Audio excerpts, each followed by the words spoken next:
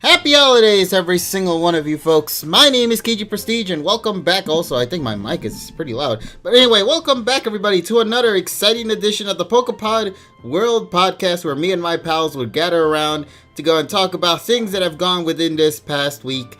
Of course, I'm not going to be at it alone. I got my pals joining along with me for the ride as well. I'll be joining them really soon. I'm just trying to make sure if everything sounds a-okay for now, and hopefully it will. Redeemed highlight my message, yo, PokePod time. Oh man, thank you guys so much. And happy holidays once again, everybody. I hope you guys have a good time. Hopefully you guys are all here with friends, family, etc. You know, it's that wonderful time of the year. You always want to cherish it the most. So let me go and hop into the call with my peeps, and then from there we're gonna go and get ourselves prepped up to talk about things that have gone within this past week. We got two big Megaton reviews for you tonight, folks. We got, of course, the regular Pocket Monsters 2019 episode review that we, of course, are going to be doing. But to add to that, we also have the review for Pocket Monsters, the movie Mewtwo Strikes Back Evolution. And trust me, in regards to this, it's going to be an interesting debate in regards to the overall structure of the film. Also, my dogs are barking in the background, but don't mind them. I'll figure that out soon enough. But let me go and hop into the other calls right now. Alrighty, there we go. Hi. Hey, how you doing, buddy? Doing okay? Nice. Happy holidays, man. Have a Merry freaking Christmas. Anyway. For some reason, I was thinking of that one Futurama song. It was like, Santa Claus is gunning you down. Something of that sort. Always well, love then these. again, then again, though, you got to remember that the WB back in like 2001, made a Christmas special of a mishearing of Santa Claus. Anyway, it's like, Olive the other reindeer. Yeah, dude, that was my favorite classic film. I used to remember watching on Cartoon Network. That was a WB thing, and it was like 2001, and it was like, yeah, but then it somehow got into like Cartoon Network and all that. So I was like, that's where I remember watching that film in particular. But there was that really weird one. I'm trying to remember all the Christmas films I used to. Oh, Grandma Got Ran Over by a Reindeer, dude. That was the best meme film of that era, man. Well, and also there was a British, British Christmas like animated special that aired on PBS in probably like 1997, I want to say. That I still remember that it was just some random bloke who just rode a caravan with a fake reindeer in. Yeah. And I just remember it was like it was like Father Christmas or something like that, and it was like, it was just a ridiculous scene. I still don't remember the damn name of that. And I've still been trying to figure it out for like the last 20 something years. So maybe I got to ask my friends over in the UK, see if I remember it, if they remember it. Let me see if I could, I'm trying to remember that one particular song from the reindeer film. Oh, I think it was like, Grandpa's gonna sue the pants off of Santa. That's what Grandpa's gonna do. Woo! Something like that. Dude, that was one of my favorite films of that time, man. I'm serious. I can't wait to rewatch those tomorrow. I still don't think Die Hard is a Christmas movie. I don't give a fuck what anybody says. Oh, it's a holiday movie. Yeah, but here's the thing. It's an action movie. It's not a fucking holiday movie. Holiday movie? You want a fucking action holiday movie? Go watch fucking what is it? The fucking Jingle All the Way. That shit. That shit's more of a Christmas movie than fucking Die Hard is. Oh. Because then you get down. Wait, really? That's also in the film? Yeah, that Jingle All the Way, but yeah, I think so, yeah.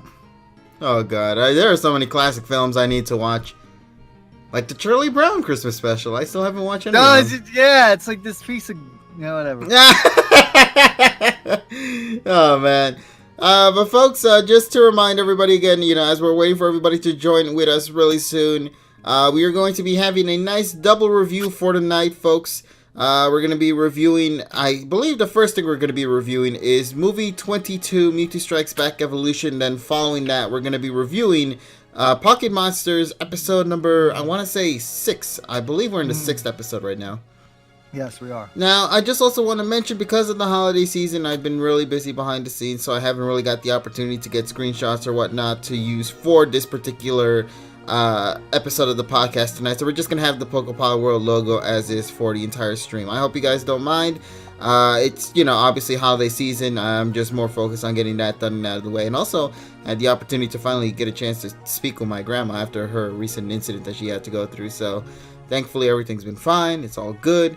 And I want to cherish those moments that I have with her, So, thankfully, now all is good. And, we're ready to go into it. Now, for those asking about where they can go and watch the film, just like everybody out there who's asking for it, support the official release. Is pretty much the best answer I can give to you for that one. Yes.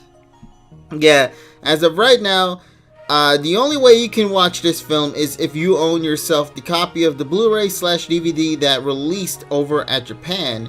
And that's pretty much the only way at this moment, because right now there's no official announcement for Pokemon Movie 22 to release in the dub anyway. But they did announce Movie 21 coming to Netflix, so I guess there's that, But it doesn't make any sense because it took over a year to do it, and they're going to be doing, January! It's like... The 1st of January! It's like a year and a half after the fucking film came out, and you just, why? I love how somebody says, or you could just ask Filippo to give it to you. If you want to, sure. But I'm not saying that, though. I'm not giving you guys that idea. No. Although that is a good idea. We will give you tidings of Batman and bad flutes and synthesized instruments. Yeah, I wouldn't mind. It's something different. Also, I never heard it before, I think. Man, let me see if I could find something else here. All right, there we go. It's all good. I wonder where the others are at. I think they're probably still also busy getting themselves prepped up for the holiday season. I know Richie is going to be on the plane, and he's going to be eating his nice tacos in a few days. And... Oh, man, that's going to be wonderful? Question mark. Street taco, mother. Oh, dude. I don't know. I feel bad for the poor guy. Why'd you got to put him in this situation like that to eat some tacos? Because I want to. Because I want him to have the greatest time by eating tacos. For the streets, though. Not even homemade. Street food is awesome food. You gotta remember Depending on where we're talking about, of course. If you don't know your spots, your stomach is going to suffer during that whole day, man. I know certain particular locations I go during the weekend. I know where to get them hookups for the good meals. It's great. But if you don't know your routes or you don't know your locations, you will be having a bad time. So make sure you guys pay attention to every single thing that you're walking through, because sometimes you might be missing out on a gem that's just right by the corner of your vision, Or you can go up to New Haven, where they have like fucking 6 taco trucks just right behind each other. But which out of the 6 is so good is the question. I don't know. Well, they're probably all good, but the question is which one is the best, and I don't know the answer to that. One day we'll get the answer to that question, but for now, that'll be a while away. Number 2. Oh, no. Number 2. Taco Bell, best taco? No, hell no, buddy. Yeah, I think that shit isn't even meat. What the fuck? Hold on a second. I'm just going to go and check some things behind the scenes. Okay, let him do that. So how you folks doing tonight? You doing all right? Enjoying your holidays? Hope you're enjoying it, because I know, Chris Mahana Kwanzaa is upon us. People like Taco Bell. Oh, man, Taco Bell is only good if it's 4 o'clock in the morning and you have nothing else to eat. So, hey, British Pokemon, how you doing? Thank you for staying up. 4 o'clock. It's 4 o'clock in the morning. Damn it! Well, at least over here it's 10. What is worse, Taco Bell or Little Caesars? That is a toss-up. The problem is Little Caesars, their pizza doesn't have cheese on it. It's like oil cheese. And Taco Bell is like fake meat. You know, I would say, Little Caesars is worse by a little bit, by a small margin.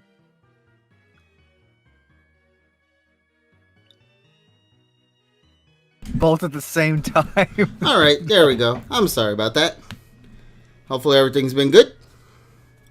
Yeah, people are just talking about how what is worse, Taco Bell or Little Caesars, and I'm like, Little Caesars by a little bit. By a little bit. I get the pun. Yeah. Mm-hmm. But man, I haven't had any of those two, so I don't know. I can't judge on this. I don't really go to those fast food chains. I mean, it's like here. I mean, like nobody, like who the fuck would open up a Little Caesars over here? Okay, that's fine, but here we have, we're in the land of fucking pizza. Where we can actually get real pizza. It may not be good pizza, but it's still real. But it's still, you still use a somewhat real cheese, right? I hope to dear God that thing is real. I'm putting that food in my mouth, man. I don't want anything nasty in it. Yeah, that's why you don't go to those like Indian pizza dollar places. That's why you don't do that. Dude, you gotta invite me to that one pizzeria you keep talking about with Richie all the time. Fucking Joe's, man. I need to go to that, man. Yo, we're gonna meet up. We're gonna meet up next Saturday. We're gonna go to fucking Joe's. All right, man. I hope it's a good pizzeria, like you're telling me it is, man. Yes. Also, funny thing is, today I recently received, before Tyrone gets in here, I recently received his gift that he sent me earlier ago, which is this adorable little cute Zero plushie. Because to those in the chat, if you were with us last week, you know that we had this whole Secret Santa exchange going on with us. And I don't think Tyrone was my Secret Santa. I think that was just part of him just sending the gifts to just everybody. And I just received his end of the gift, and which is this adorable, cute little Zorro plushie that I'm going to put alongside the other one I have. But what was funny is that when he sent me that gift, he unintentionally sent another gift as well to me. The thing was, that gift in particular was not meant to have gone to me. It was supposed to go to somebody else. So I ended up getting another person's gift by accident. And now I have to go and find a way to send the gift to the right person. And that's going to be a bit of a hassle. But I do feel bad for him, though, because he had intended to send everybody their gift today. Just because of the holiday theme and whatnot. Sadly, I'm going to have to figure out what to do with that particular gift, though. But yeah, have you ever had hiccups like that, though, TSS? Yeah, with Laser Ship, aka the Laser Dicks, as I like to call them. The what? The Laser Dicks. Now, that's an Amazon thing. Now, admittedly, they have improved significantly, but the first few times that I used them, they have either lost 2 packages in a row, or one time I ordered an 8 terabyte hard drive, 1 day shipping. And then their definition of 1 day shipping is the following day at 12:50 a.m. Just leave it in the hallway, in the open, nothing. Damn.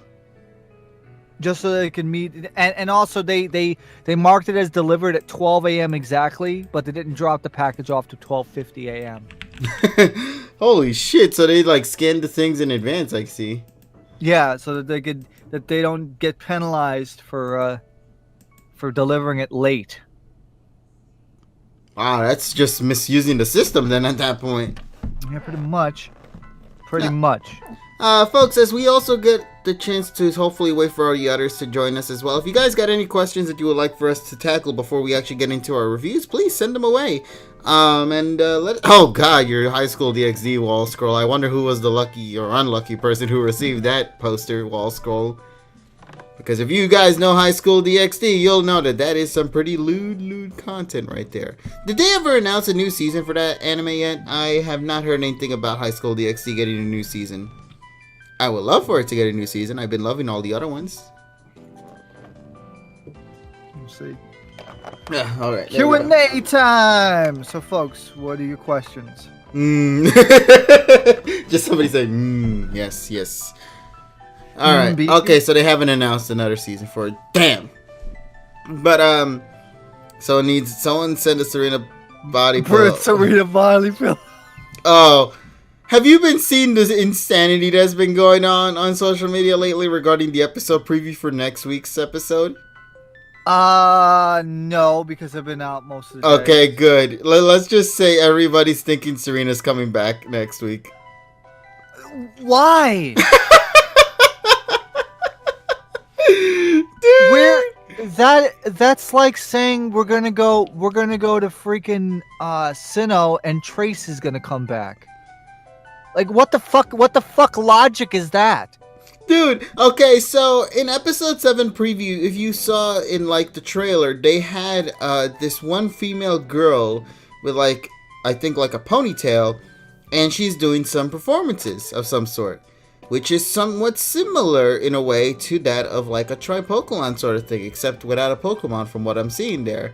So, for some apparent reason, people were thinking that character that was there was actually Serena herself, and I'm like, what? Like, it's not like, oh no, it's not the. I watched that at like 4:30 in the morning. Mm-hmm. You know, after, and yeah, it didn't strike me. That's not even gonna, you know, in me in my tired state, I could tell that it wasn't there, and it's like, why? People are just, you know, grasping for straws at this point. Let me see here. Hold on. Somebody sent me a stupid. So I mean, so that also means that the America's Choice cheese slices are real cheese, but they're not. We don't talk about that. But you said it's real cheese because you say so, but it's not. It's oil. Wait, that thing is oil? Same reason. Yeah, the America's Choice. Unless if it says milk, that shit is oil. Oh god. That's why you buy fucking Borden's or Kraft. Damn. Are you gonna be streaming the anime awards next year? I know me and Evie are planning to do something like that. We did talk about it before in regards to actually making that sort of thing happen, and we would love for it to happen. It would actually be a lot of fun to sort of stream it and just kind of scratch our heads about some of the decisions that they made. I'm telling you folks, given how this thing is going, I'm pretty confident My Hero is probably going to do a lot, and Demon Slayer too. I think Demon Slayer is probably going to get a lot of awards this year though, given their success that they had with this year's anime series premiere. Dude, the Demon Slayer is amazing though. I can tell you that right now. It is one of the highlights of anime of 2019. It makes me sad that I know that people will not support one particular anime, that being of Kanata no Astra. That one is still one of the best animes of this year. People definitely need to give that a shot when they can get a chance to see it, man. It is such a good sci-fi / horror film that I feel many people are missing out because it is so like it got lost by all these other anime shows, in my opinion. And also, 1 week from today, Saikikusu no Sainan Season 3. Hey, Season 3? Yes, Netflix, 12:30. Ooh, that sounds awesome. Somebody says, listen, man, Isekai Cheat Magician, you guys already know my thoughts on that. Get that horrific anime series out of my eyeballs. Get all isekais out of this shit because it's no. There are good isekais. I can tell you, it's like overflowing with everything. It's like fucking school anime 10 years ago. Yeah, isekai is basically the school anime from the last decade, basically. But yeah. I can tell you though, there are some good isekais. Unfortunately, it's just mixed up with a lot of bad isekais that the bad outweighs the good, you know. Speaking of Tyrone, where's Tyrone? I don't know where Tyrone is. I guess we could probably message him and see what Tyrone's up to. Time of text messages. Yeah. Hold on. Let me just ask him real quick. There we go. Boop. Let's see. Hopefully he'll be fine. Like I told you guys. Yeah, he's being late again. Tyrone's helping Santa for Christmas. Oh, dude, that image he posted of with the super small asterisk is great. Did you see that image, TSS? Which one? Basically, where Tyrone is like, first of all, Tyrone is dressed up super fine in that image, and then like he's posing, and you see him looking amazing and dashing, and then you're wondering why the hell he's just posing in all these weird things, and it's because there's like this really itty bitty little tree that's in their workplace. I don't know if you've seen that picture on Facebook, but that is amazing. Man. I think I remember that. Yeah. Yeah, it's like it's like the biggest man and the teeniest little tree imaginable, and I'm like, what kind of tree would be that for work, man? It's ridiculous. I love it.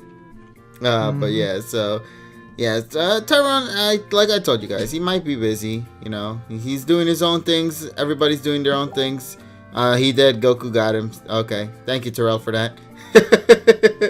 There we go. Well, there you go, folks. Goku got him. I guess given how everybody's a little bit late to the party and not knowing if they're actually going to be popping on or not, what should we do then, TSS? Well, we can start by talking about what we're going to be doing in the next couple of weeks, because I know that the holiday stuff is coming up, and yeah, Tyrone's coming now. But I just want to mention also that Yokai Watch Jam, the series based off of the new movie, which is the Y Academy, or as people like to call it, or people will be calling it, the Yokai Hero Academia. That just screams that. That's going to be premiering on Friday, 6 p.m. JST, and then the following week will be 6:25. I don't know why they're taking the 6 p.m. slot on a Friday just for this. I guess probably just a scheduling conflict that they couldn't do it at 6:25. Probably. Yeah, so that's for that. And also, once that comes out, I already have the right song to use for whatever opening that's going to be using. So you can take a guess. Give me 5 guesses. But anyway. Oh man, I wish I could figure out. So yeah, that's all right. Don't worry. New Yu-Gi-Oh anime. I'm not into Yu-Gi-Oh, but some people like Yu-Gi-Oh 7. Some people don't. Considering that it's the same studio that has done the new Duel Masters series, because that's what the art style definitely looks like. Yeah, that's the new Yu-Gi-Oh 7 series is definitely catching my attention, man. I think the only thing that's so ridiculous about that new series is just the ridiculous design of the duel disc this time around. It's literally shaped as the number 7. I was about to say the letter 7, but I caught myself there. But yeah, it's a different studio doing Yu-Gi-Oh this time. Okay, that's why you have to stop drinking colors. Dude. Oh man, but I'm a little bummed out it's not the same studio. I'm assuming the reason why is because of what happened with Vrains and the production issues that Vrains had to go through. It just makes me sad that it was such a big gap difference from Vrains to this new 7 series, you know. But of course, you know, just from what we got alone, it's very hard to decide as to what it is actually going to be. We better just wait until we get more information about the series and the trailer and all that.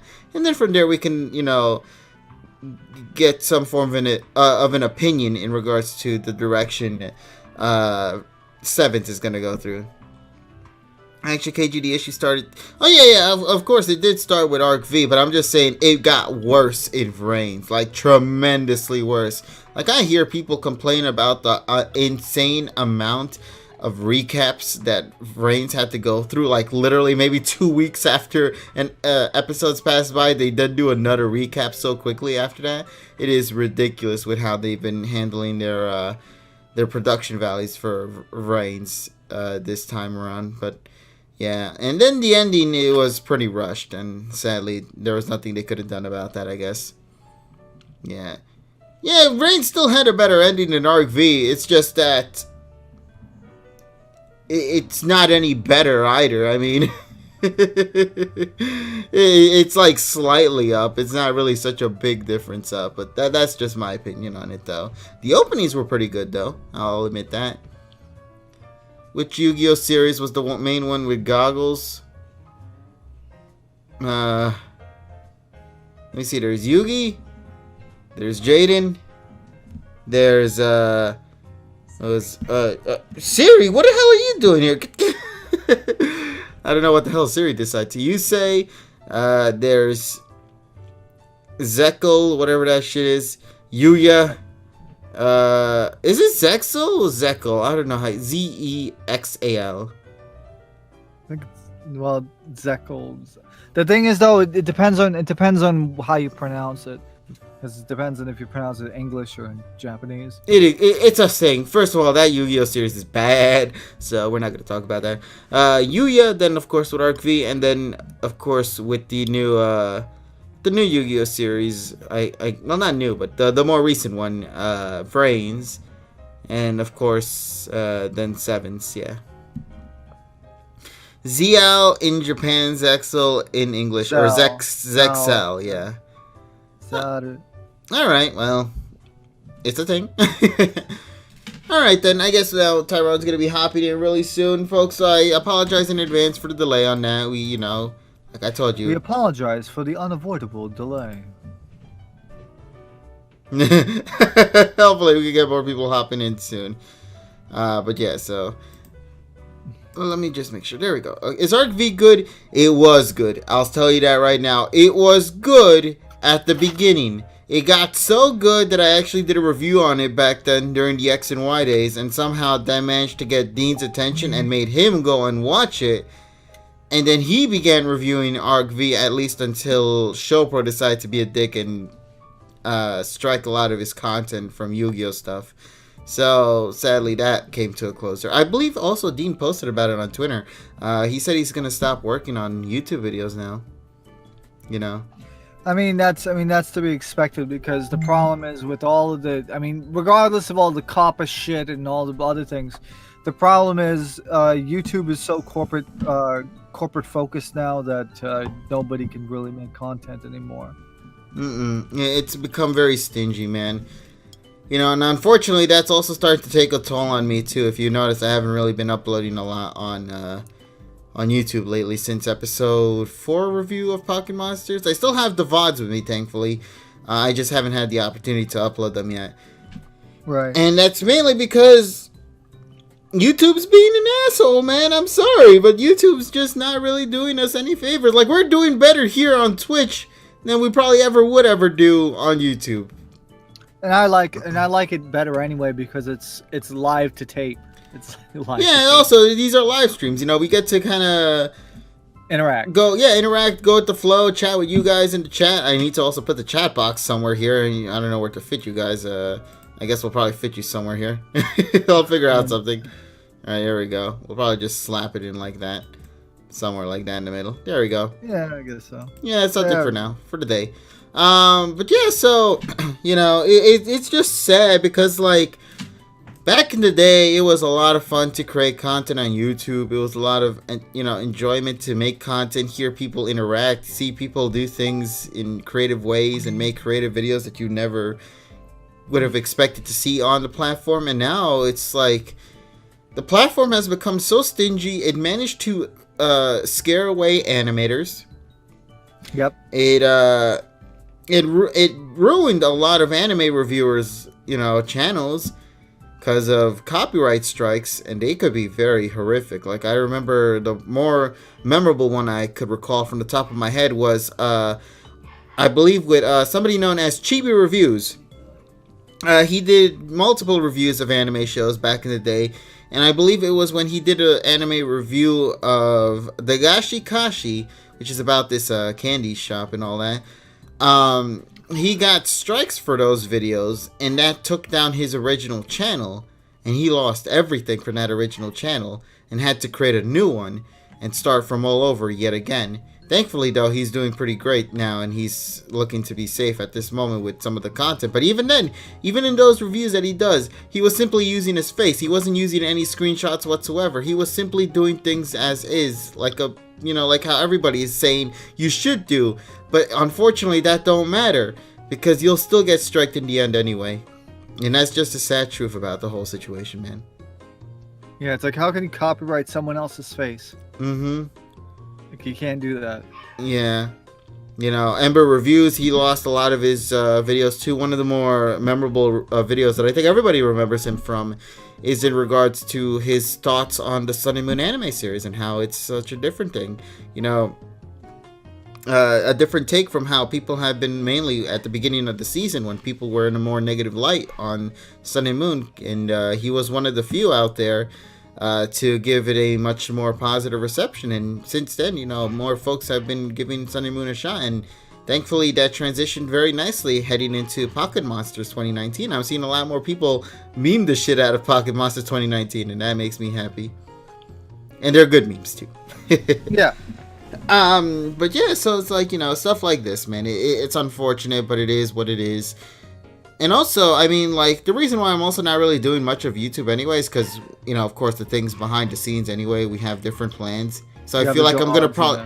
Yeah, I feel like I'm going to head in that direction instead of trying to continue to do more stuff on YouTube, because I feel like YouTube is just not really wanting to be my friend no more.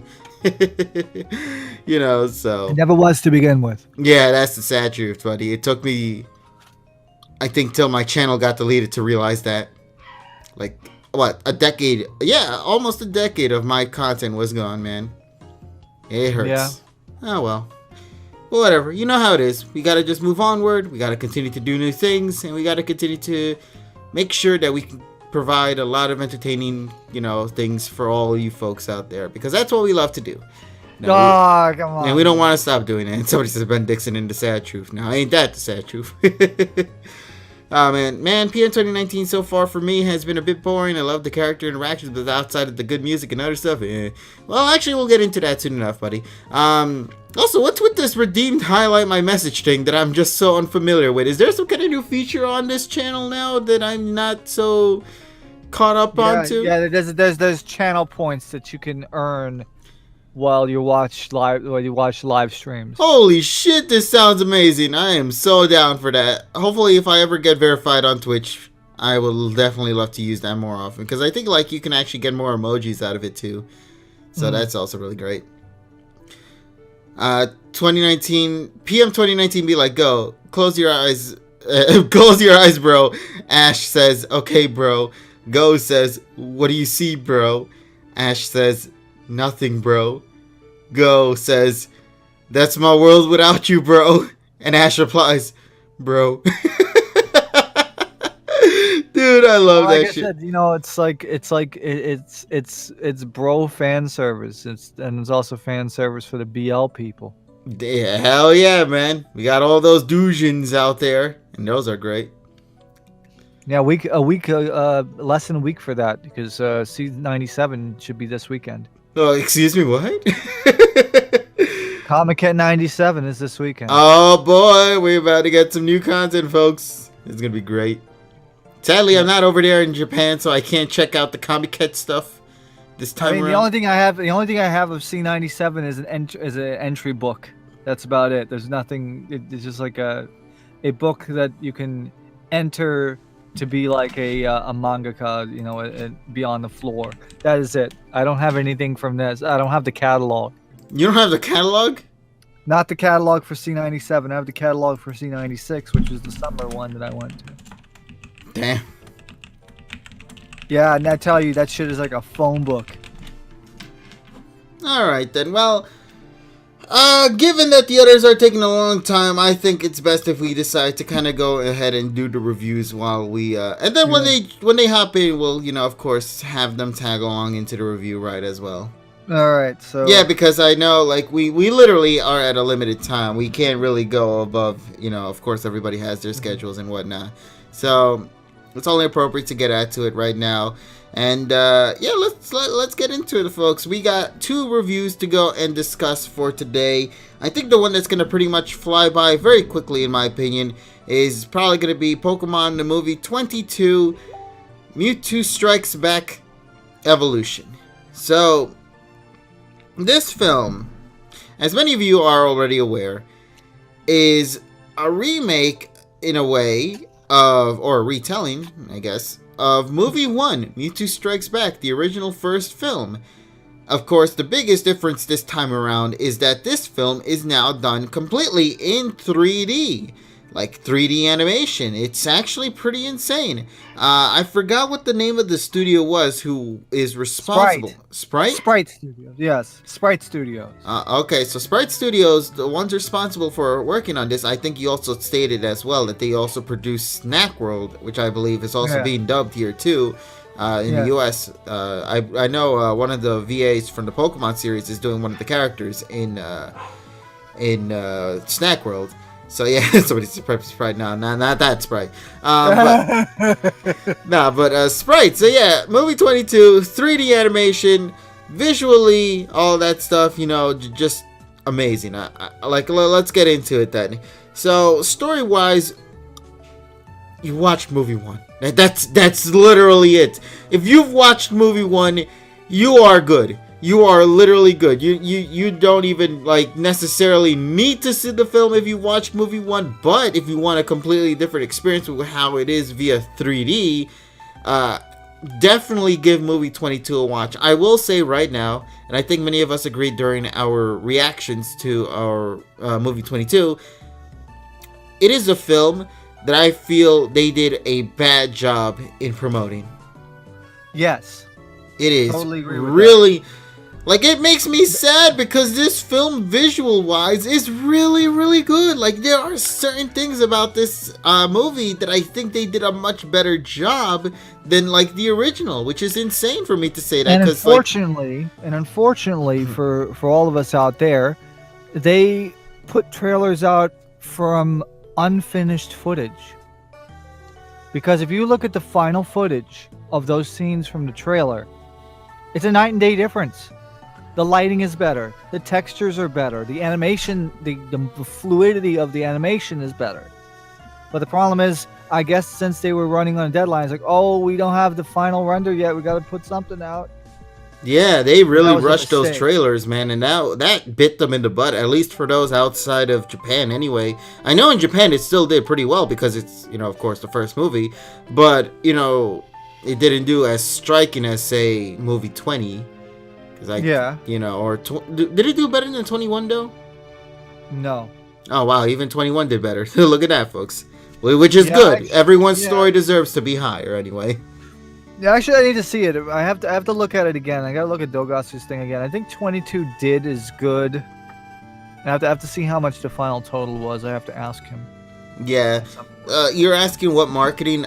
They had the Pokemon Mewtwo Strikes Back evolution artwork in a lunchbox. There's your marketing right there. That's as much marketing as you'll probably get in this goddamn film. and also you have to remember that over there they have tons and tons of merchandise. Like they had the giant, like, it's like pixelated statues of like Charizard, Mewtwo, and Pikachu, and they wanted anywhere between like $45 and $65 for them. I wanted to actually say that I would have loved to have the Pikachu one, but that would have cost me like another $50.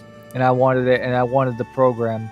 What TPCI marketing they said? That one tweet, I guess, where they announced something about it, says, "Oh, we're gonna get information about this film really soon." Haven't heard anything since. Yeah, but I think I still believe that it's because of rights issues with the estate. From what we're told, apparently it's been dubbed and everything, but like it's just not available to come out just yet. That's crazy to me. Mm-hmm. I think even Goldfarb mentioned he even produced music for the film too. So it's like, it's a very interesting situation they're in, and I mean it's understandable given how, like, even for Japan, you know, the ones producing the film, they've even had a hard time trying to get the rights to use this Mewtwo that's in this film because it's owned by Takashi Shudo, I believe the name was. Yeah, Takashi Shudo, who died 10 years ago.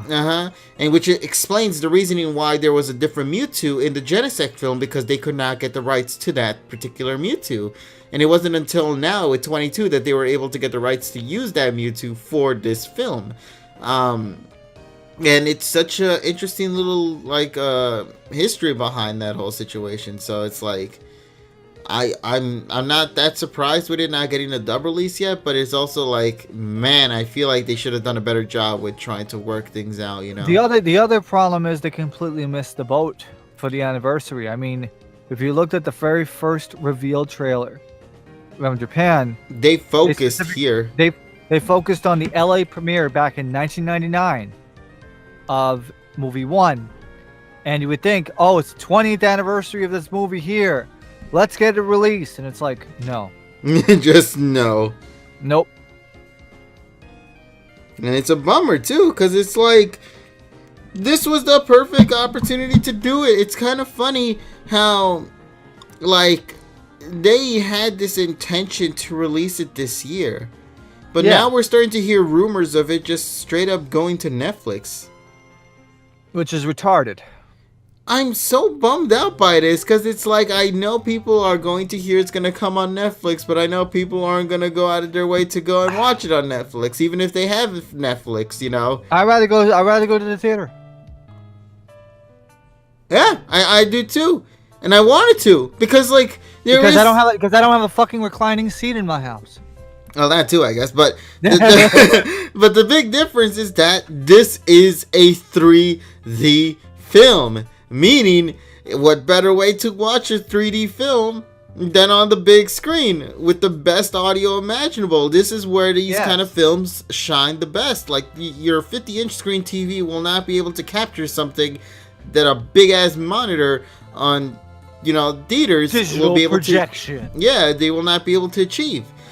Yeah. And it's like, why? Why the hell do we have to not get this in theaters? This is the one film that I guarantee you would have shined amazingly here had it been released in theaters. Because Americans are sticklers for 3D CG movies. I mean, look at any freaking Pixar or DreamWorks film that's come out in the last 5 or 10 years. Exactly. They'll be like, wait, Pokemon? CG? 3D? Hell yes. And it's based on the first movie, something I grew up with, and now I can show this new generation of kids to it? Yes. Like, these are like such perfect things that would work beautifully for this film, and they did not get the chance to take advantage of this situation, and it's such a bummer, man. But outside of the negatives, though, let's talk about some of the positives that this film has to offer, man. There are like a lot of good things that they did with this film. I already talked about it with you guys. They did a good job, in my opinion, with refining certain things that I feel like the original film wasn't able to capture properly. Now, I want to go to a particular tweet that I retweeted a while ago regarding Jessie. More specifically, her mother, Miyamoto, I believe was her name. Now, if you've ever known about the history of movie 1, you will know that there is a lot of connections with this movie to a drama CD, surprisingly. Which I don't think we ever get up for Pokemon no more. No. No, right?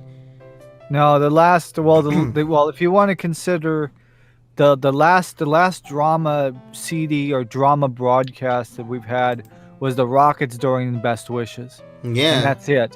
And that's it.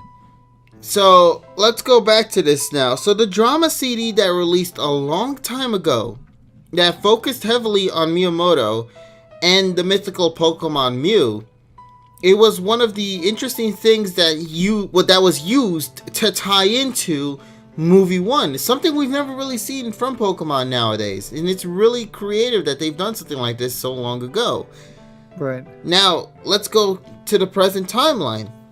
With this film, thanks to the 3D animation, they're able to showcase things a lot more differently this time around because it's much easier to produce animation in 3D than with, say, the 2D side, with traditional.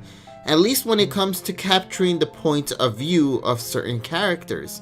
So, I want to take this tweet that I'm talking about right now, under the name of Roketo Musashi, good username by the way, who states right here, 20 effing years, 2 effing decades, and I only just realized that this particular shot from movie 1 is intended to be Mew's point of view. And allow me to explain in this.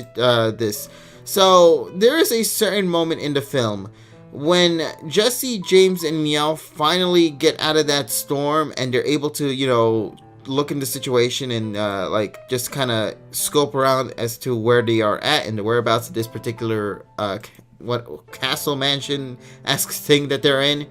But basically, Jesse, James, and Meow out there talking with each other.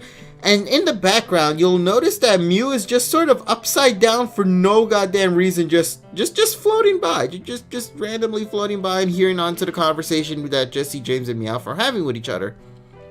So going back to Roketa Musashi's tweet, they state here, I have written essays on this 5-second scene in the original, and I was obsessed with finding out if anything was added to it in the remake. It is mostly the same. Mew floats in, unfocused and capricious. I can't pronounce that. Capricious or something like that. Or did I say it right the first time around? Capricious? I don't know. Its eyes. Post a tweet and I will tell you. Yeah, my mouth right now is not able to say the words properly. It's right there. Unfocused and capricious. Capricious. I don't know. I hope I could say that thing right. Let's see. Capricious. Capricious? I think it's capricious. Alright, capricious. It's eye-centered. But anyway, if you continue to look down, they continue to tweet saying here, it notices Jesse specifically and tilts its head. Pays no mind to the other two, but floats faster towards Jesse.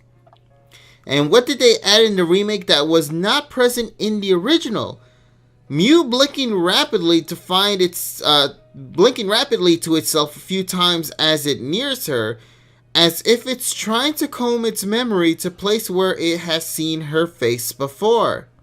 Of course, that being none other than Jesse's mother, Miyamoto. So, continuing on, they say right here, I have torn this shit apart. I have literally been obsessed with this one scene for years because it is the only goddamn acknowledgement of Miyamoto we will ever get. And I only just realized that this shot right here absolutely cements what I've been analyzing for ages. And that is connecting the drama CD to the first film. The first film was not able to fully capture that because, of course, it's 2D traditional animation. It could be a little difficult with that. But the 3D animation this time around was able to capture that particular moment properly because, they managed to get it from Mew's point of view.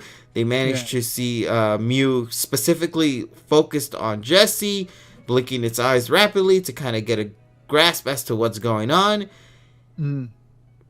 It's so crazy that they did this, though, for the remake. Because this is going to be the last time we'll ever get to see something like this, honestly. Who in the hell is going to remember Miyamoto? Because they never re-released this shit. Nope. Who the hell? The only fans who are able to get that are the absolute hardcore fans of these Team Rocket characters and the drama CD. If you have never heard the drama CD, read the drama CDs via translations and all that, this particular scene can fly right by you and you won't even notice a goddamn thing. And yet here in the remake, they made sure to put focus on that, and that is absolutely remarkable. I need to actually listen to that. Actually, I want to actually see if I can actually find them. Yeah, I'm pretty confident there might be someone I know who might have it. Probably Filippo. Well, yeah. Filippo normally has all the goods for that stuff. So if Filippo has it, I'm pretty confident we could probably get it from him. But yeah, so it's stuff like this in this film that I think is the best way to summarize movie 22.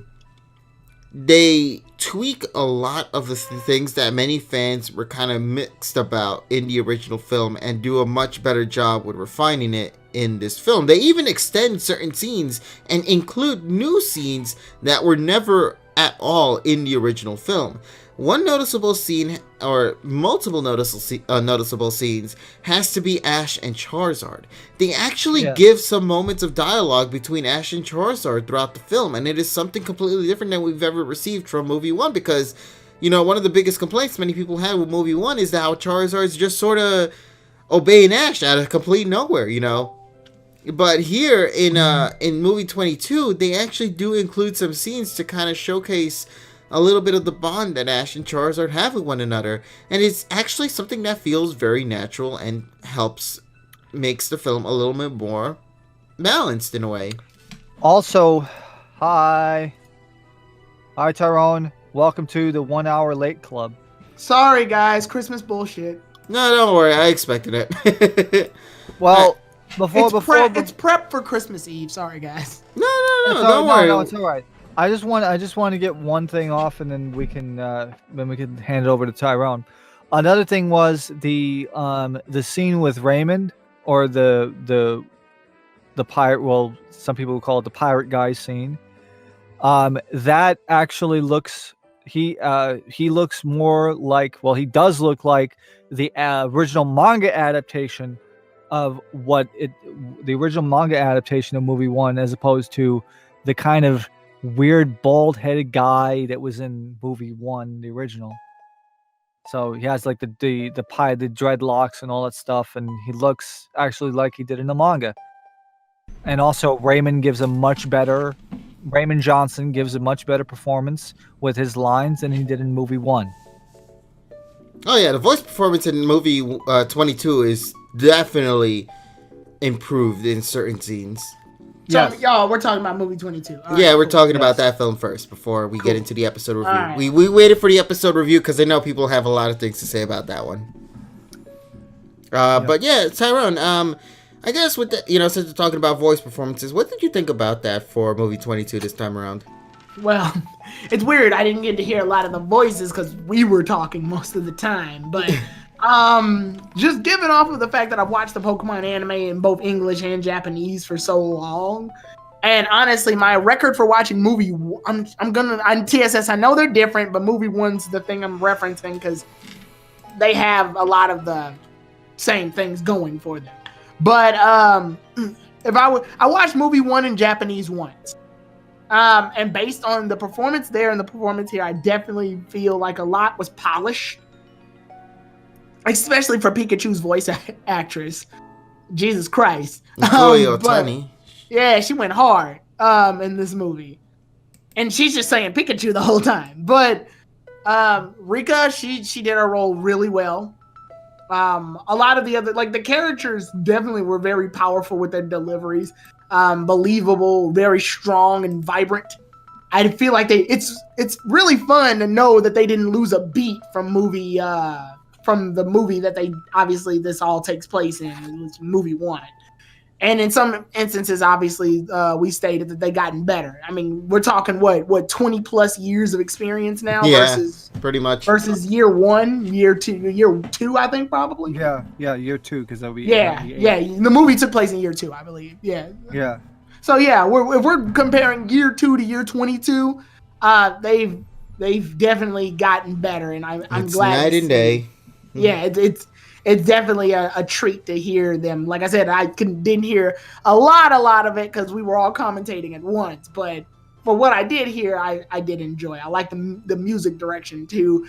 It's different, but there was obviously, I knew what they were doing. They were aiming for songs that were still relevant towards the series that we were in at the time, which was Sun and Moon. So yeah. Yeah, and I get another thing to also add, like I talked about before.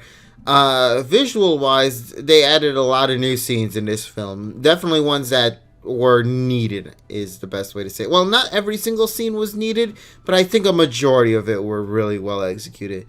Like the sequence when I was talking about it, when Ash and Charizard were communicating with each other throughout the film, leading to the fight with the clone Charizard. That was actually a nice little touch right there that I thought was something that was needed just to kind of show the chemistry between Ash and Charizard in this first film. Yeah. But yeah, it's little nuances like that. Backstory. Yeah, they did that as well. They showed an extended scene on Mew's whole history and how it even led to the creation of Mewtwo. And I like and you pointed this out in the chat too, that they're showing that some scenes are showing from Mew's perspective. Yeah. So there are things like this that I feel like they do a good job with the film. I will say though there are some little negative moments I will have to add to this film. Because of the 3D. I think I know which one of the scenes you're talking about. Really? Do you? Okay, but I think this might be a different one though. I'll let you save that one in particular. Yeah, we'll save that one scene. Yeah. Okay. So, of course, everybody knows the iconic intro to the film when Ash goes up against that weird guy who looks like a Team Aqua grunt and all that. Yeah, the Team Aqua pirate. Yeah, when the song began in the original release of movie 1, they had like one of the most iconic moments for Ash's character, where the Pokeball would be right there, his hands would be reflecting upon the sun, and then you get a close-up shot of Ash when he throws the Pokeball, and the song plays like that, you know. That was a good, badass moment for Ash. Like something that I feel like none of the films were able to capture properly since that film. It is so iconic, like really. Movie 22, they just do something generic where the camera just pans from behind the Aqua Grunt and then goes up to Ash and then he just throws a Pokeball and just like yeets and it just comes out with Bulbasaur. Like there's no badass experience out of that Pokeball throw, you know? Like that's what the thing is though, you have to remember that there are certain things you cannot really. You have to be realistic in 3D as opposed to in the animation. Animation, you could be a little bit more loose with it. I mean, you could actually look at some examples from like Naruto and some shit. But yeah, with the 3D, they were going for more of a realistic approach. So I understand why they did that. Yeah, I'm just saying, like, I feel like if they had to change it, I wish they were able to find a better, like, format to start the battle off. Because I think the way they did it was a little weak, in my opinion.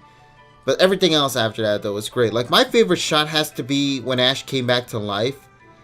And, you know, you see Ash and Pikachu hugging each other. The best thing about that moment was when they were hugging each other and the camera was just doing a 360 over them as it was slowly pulling itself back. Like that moment right there was so good. I love that scene. Love their fight against the storm to get to New Island in this version more.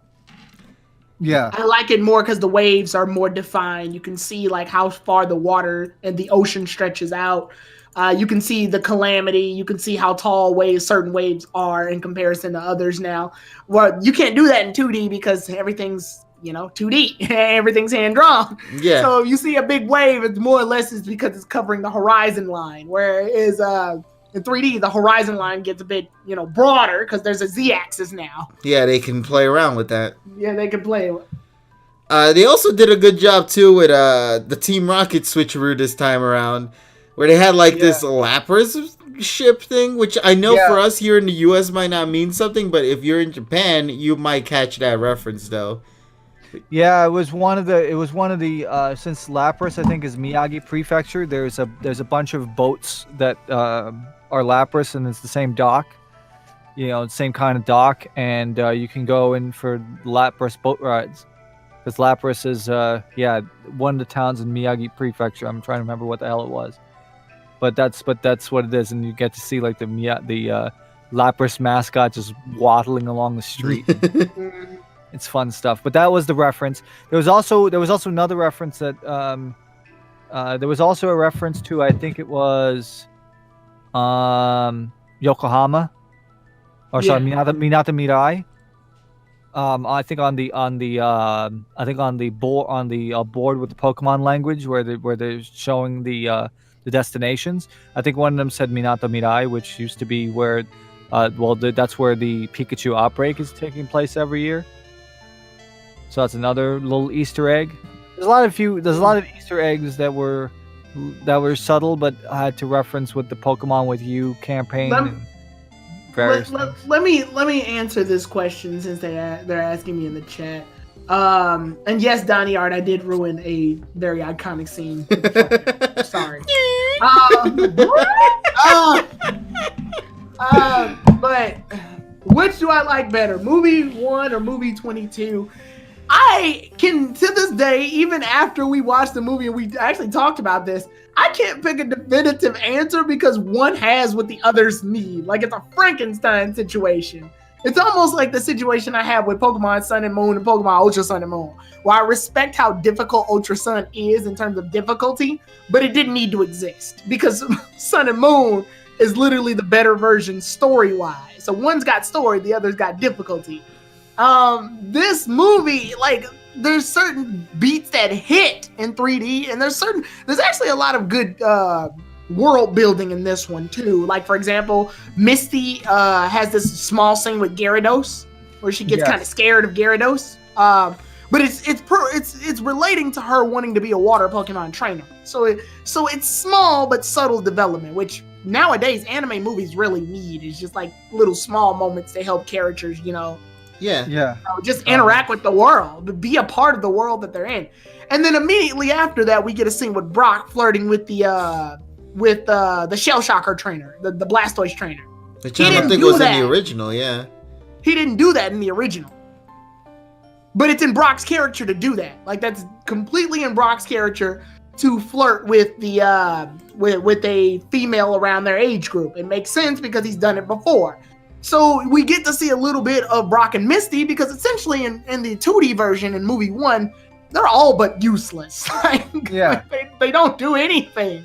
Well, that was the Ash point. Is there. That was the point that I made back in August, where I said that the characters were much more fleshed out, like the Johto personas as opposed to the Kanto ones. Yeah, and they're more fleshed out, and I think seeing it personally, I got the gist of it, because I don't think we pointed out any we didn't get specific with scenes, because I guess you didn't want to spoil us on those, right? But yeah, so like the moment with Misty and the Gyarados and Brock interacting, like we get to see a little bit more out of them now, just based on the idea that they're gonna go out of their way to make the characters more fleshed out. So I can't. It's so weird though, because this should I talk about it now, KG? Because this is where the downsides of this movie come in. Yeah, we already talked about some of the downsides. So if you want to share your take on it. 3D does not handle 3D.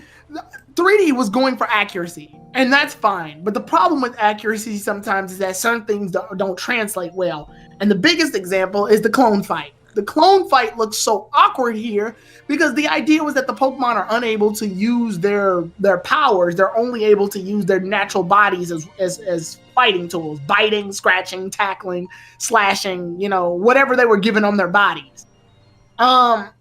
This doesn't translate well though, because the idea is that the Pokemon are supposed to be so injured that they're physically doing like mortal harm to each other.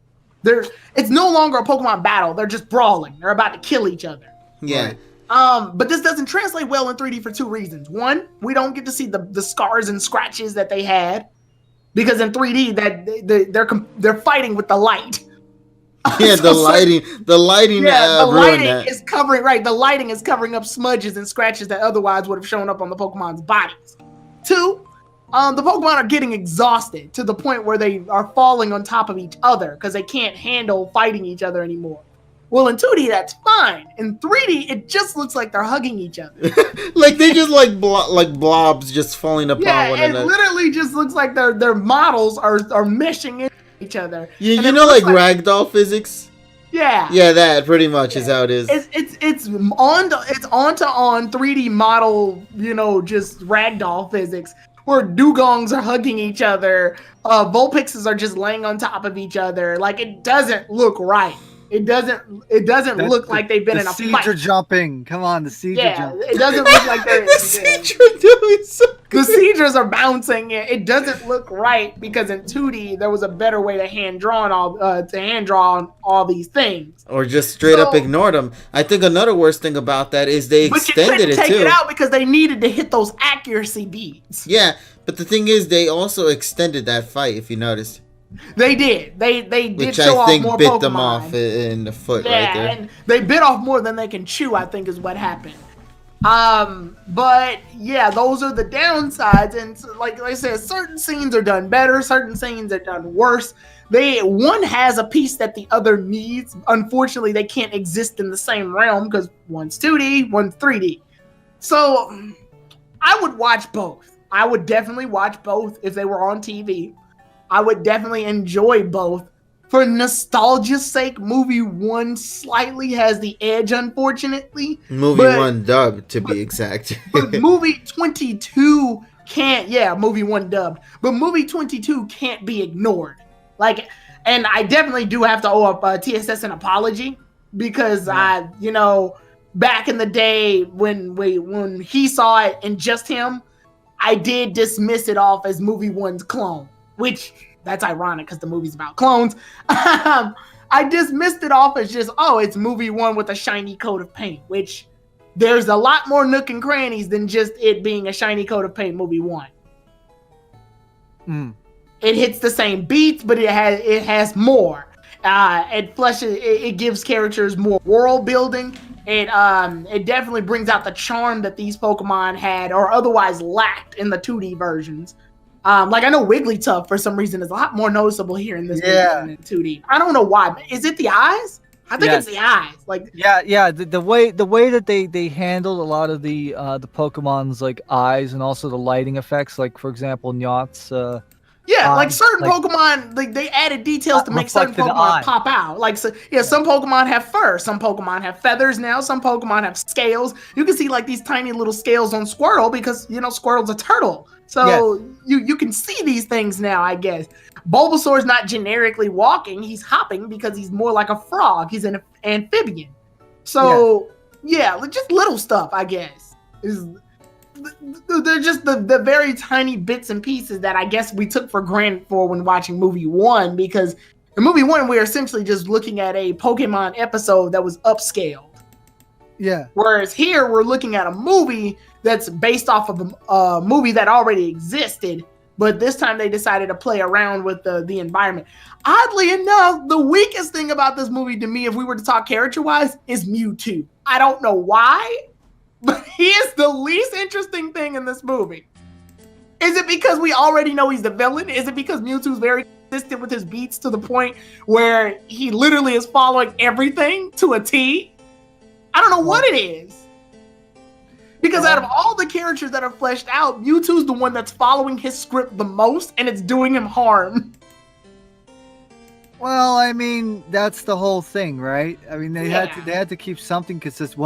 Well, I bet you though he's consistent, but he's too consistent. Well, I will say this: probably because of the fact that the Shudo estate probably didn't want anything changed in terms of Mewtwo. Of course, they didn't. They probably had stipulation. They say, okay, you can use it, you got it, but you have to stick to the script. Yeah, you want to stick it. And I think Danyar brings this up too, probably because the prologue wasn't in the movie too, because the prologue would have definitely worked to bring out Mewtwo's character a little bit. In lieu of that, that's why they increased the length of the movie, because remember the original theatrical release was paired with Pikachu's Vacation. Yeah, and since then they have not done Pikachu shorts, so they needed to extend the film some way. And they did it this way. I still would have loved it if they did it for prologue, though. That would have been a nice touch there. It wouldn't have made sense. I feel like, no, maybe not like how it was originally, but I think they could have done something different. Because the problem is the prologue isn't really something that you would want to see in a theater. It's very boring. No, but that's what they can do with post-production. They can shorten it down to where it could be flowed better and kind of but like we don't know, we can't tell how it's gonna be because it doesn't exist. So it is what it is, man. But yeah, Tyrone, I think you nailed it there. Movie 1 and movie 22, they are films, they exist. Yeah, and they can be watched however way you want to. I owe TSS an apology because I can't dismiss movie 22. I like movie 20. If we're going backwards, I like movie 21 as a movie. I think this does a good job of paying homage. It's a good tribute movie, but as a standalone movie, obviously movie 1, and I know we're not supposed to like compare them beat for beat, but it's revolved around the same plot, and I get why it was made. I at least have enough respect for it to know that it was worth, the effort. It is worth the effort. I definitely say watch it to pay respects to it, watch it to pay attention to it. But that's pretty much what I got to say. Hi. Hey, Nessa. Oh, hey. I didn't think it was gonna get in. I was like, oh, fine, I'll just. Well, yeah, you hopped into the Real finale quick, of Nessa, our how do you feel about movie 22? Movie? I actually enjoyed it more than I originally thought it would be. To be. No, yeah, because actually, movie one's not exactly one of my favorites. And so then, that day when we did it, we're like, oh, I'm like, why not? I was like, it'd probably be better watching with friends than rather watching this by myself. I probably wouldn't be able to finish it.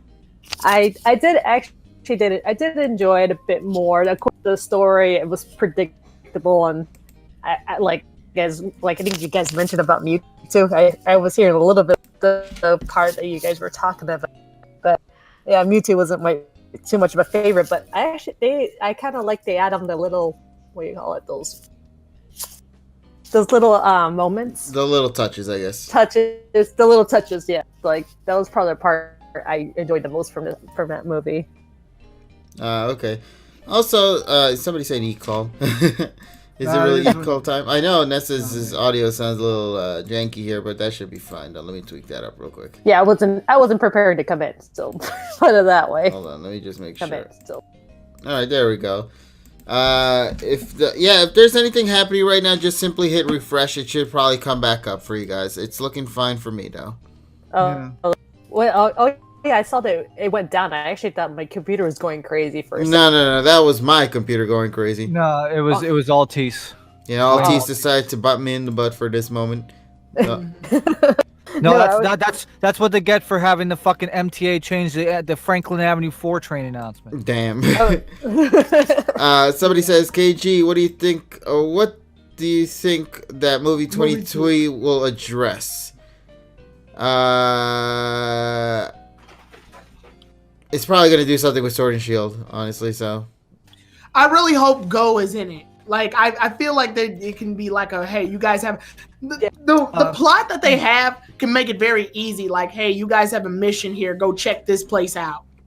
It's easy. Easy, real easy. Yeah, this is the film that could pull it off, where they could. Yeah, Sakuragi can literally just say, hey, now go check out the Galar region's mountains or some shit. Now I learned as I mentioned a few days ago, I also learned that, for the longest time, I've always thought that in the end credits where they show the artwork from the kids that was submitted from Koro, I thought that was done in post-production after the theatrical run.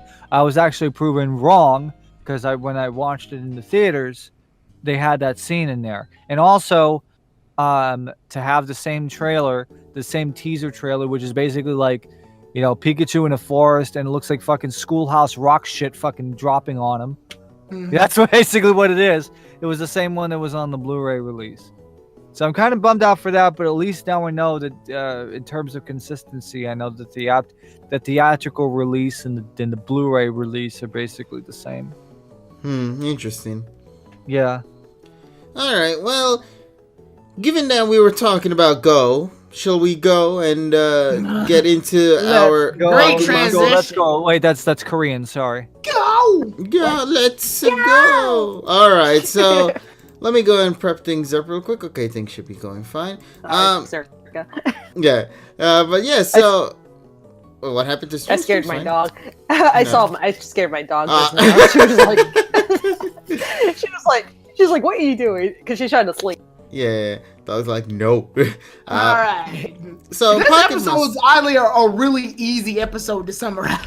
Yeah, let's get into it then. Let me try to get the episode title real quick. This episode title is called "I'm Gonna Get a Ton of Pokemon: The Road to Mew."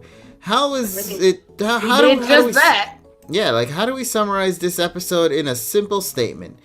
Lumio's trainer Zach said it. He said in the span of 2 episodes, Go has caught more Pokemon than Ash has in the entire series. Go put Ash into shame, basically. Okay, so I want to first say one thing. I know a lot of people have given this episode tons of shit, and I want to say something, which is weird because, well, okay, you have to remember the whole premise of this thing, but this is one of the first episodes in a very long time that isn't a fucking rehash of something. it definitely feels like its own episode. Like it has, and this it is also definitely the has its first own time, identity. This is only the first, and this is also the first time that we have gotten a mechanic, a game mechanic that isn't a main series game being referenced. And I know that Terrell says "Let's go," but it's obviously Pokemon Go. The reason being is because when Go looks down at his rodent phone and they see what's the Pokemon's in the area, that is a reference to the Pokemon that you can find in your area in Pokemon Go. It's only later that other Pokedexes start doing that in the main series. The Go Dex has been doing that since the gate. Yeah, well, since they were able to update it, the second update. And then, of course, to add to that was the additional voice lines of nice, excellent. Nice, great, nice, great, excellent. excellent. Those are all throws that you can do on the Pokemon. Mm-hmm. Yeah, I think it's definitely more Pokemon Go to me. Yeah, it is. One thing though, I'm not bugged about that. I mean, it's not bugged about it. Yeah. Sorry, that's not the thing that messes with me. It's almost as exciting as watching someone play Pokemon Go on their phone. But my thing about it is I kind of wish that Pinsir, Venonat, and Scyther were the Pokemon that gave Go the most shit, which Pinsir kind of was already. Scyther obviously is. Scyther is. Venonat, I mean not Venonat, Venomoth. Venomoth was just chilling flying and he got hard so easy. It's so weird that I got that, like, when Go caught Caterpie, I was fine with it. I'm like, one shot throw, Caterpie's weak. Weedle's weak, Kakuna's weak, Metapod's weak. Yeah. All of them one shot, that's fine. But then he started catching Parasac, Paris, and Venomoth easily. And I'm just like, hold on now. Wait a second. These are strong Pokemon. Well, then again, though, you could have gotten a hint that it was obviously going to be Pokemon Go when you heard excellent. Yeah. It was nice. You know what it is? Once you heard that. Yeah, I got it, but I was kind of wishing, like, even in Pokemon Go, let's completely go on Go standards. Pokemon don't just get caught in Go. They put up a fight sometimes. Hold on. Here's the best way to summarize it then. And Hyper brings it best. Critical captures. All critical captures. All critical captures. Yeah. Go has that ability where he's able to crit everything. Yeah, like, you know how Go, I think they kind of do this in the manga where Red's the battler, but Crystal's the capturer. She's like able to catch pretty much any Pokemon. Yeah. And they're following that logic with Go. I even mentioned that before in past discussions. That I feel like that was He literally just said it. So, yeah, like a Pokemon. Well, Donnie, I actually read that as Go said "fuck your couch." I read it as that. I was like, whoa. Peabody, fuck his couch. Also, I'm so mad at myself though, because every time I hear the Hibani and every time it speaks, I hear it completely different. Yeah, Neva. I'm like, no.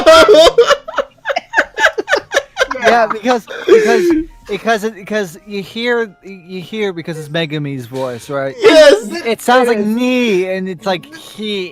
This is definitely Go's episode because Ash is almost invisible in this episode. Yeah. Other than him telling Go to go heal his Pokemon or to battle the Pokemon, or the point where he was the very beginning where he was at the Pidgey and freaking the reaction with the diamond mouth. Hey, similarities.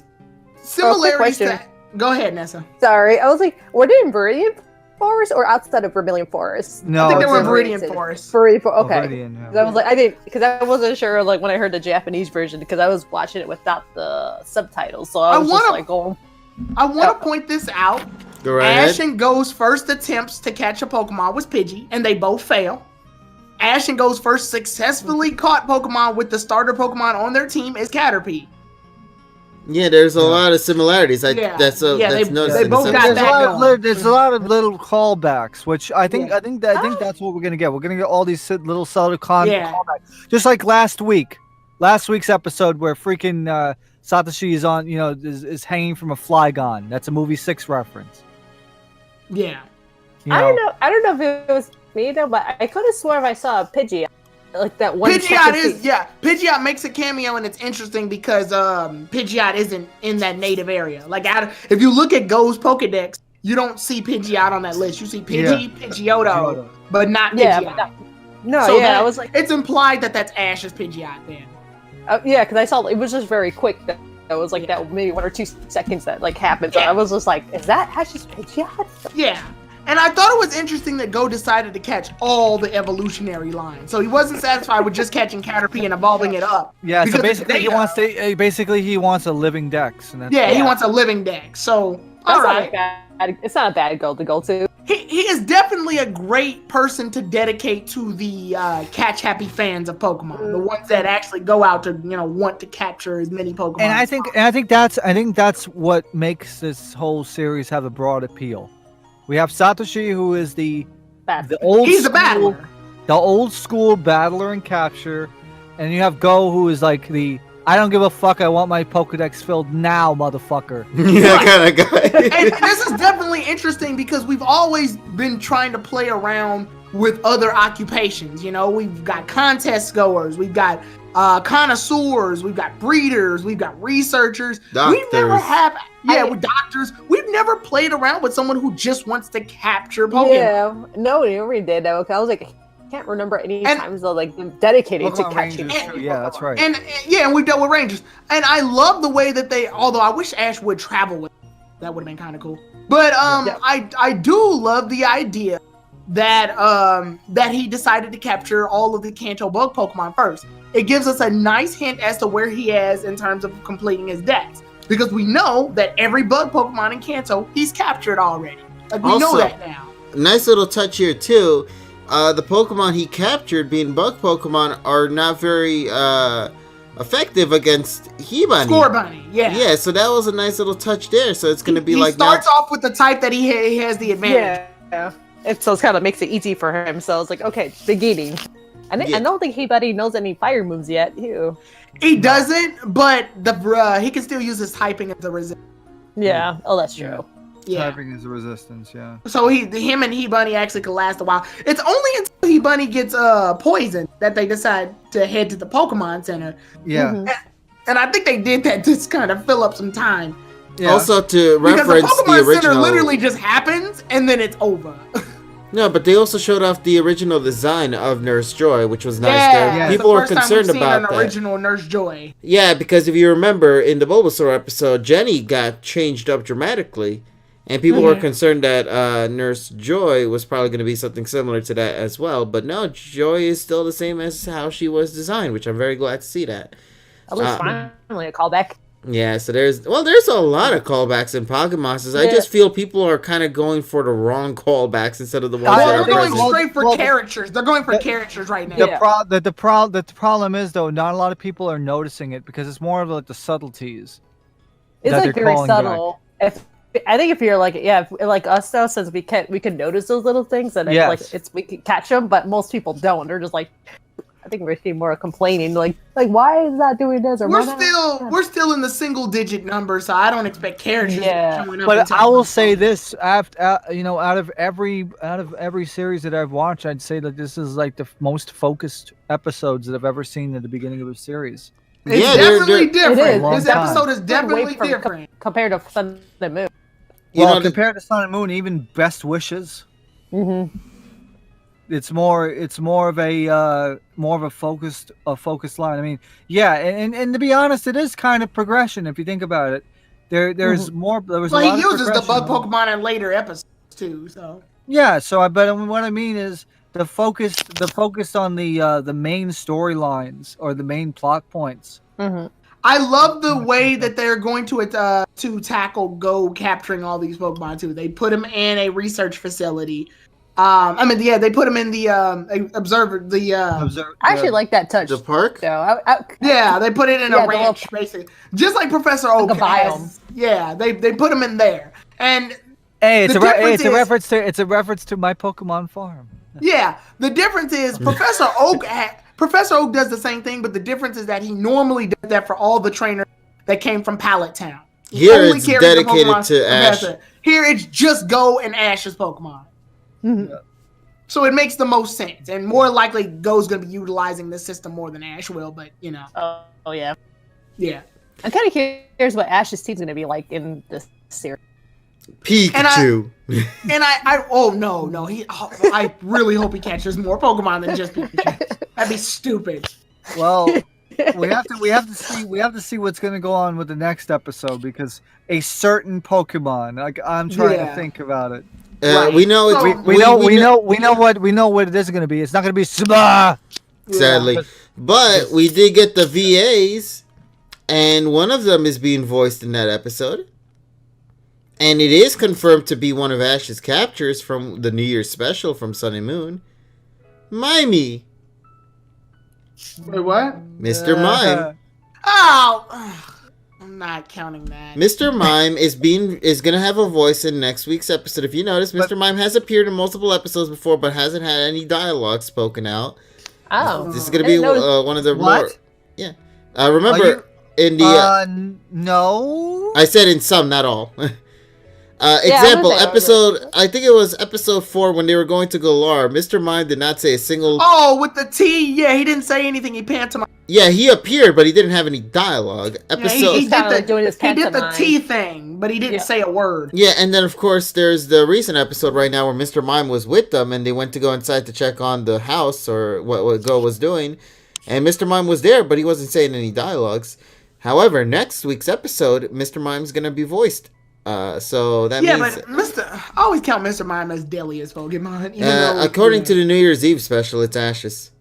Well, then again, though, you remember you have Jeff Manning says that he's quoted him as saying like 18th century people said that he did, comparing him to like fucking 18th century and fucking Orson Welles and shit. Like, that's not supposed to be real. Yeah. But it's gonna happen. I'm telling you, man. I'm telling you, Mr. Mime's gonna come out of the field. They're gonna do a Pokemon Detective Pikachu shit where he tries to be on a vehicle in the visible boatmobile and he's not gonna be able to escape the fight. And something's gonna happen and Ash is gonna probably lose, or maybe he might win this. You never know. Oh, no.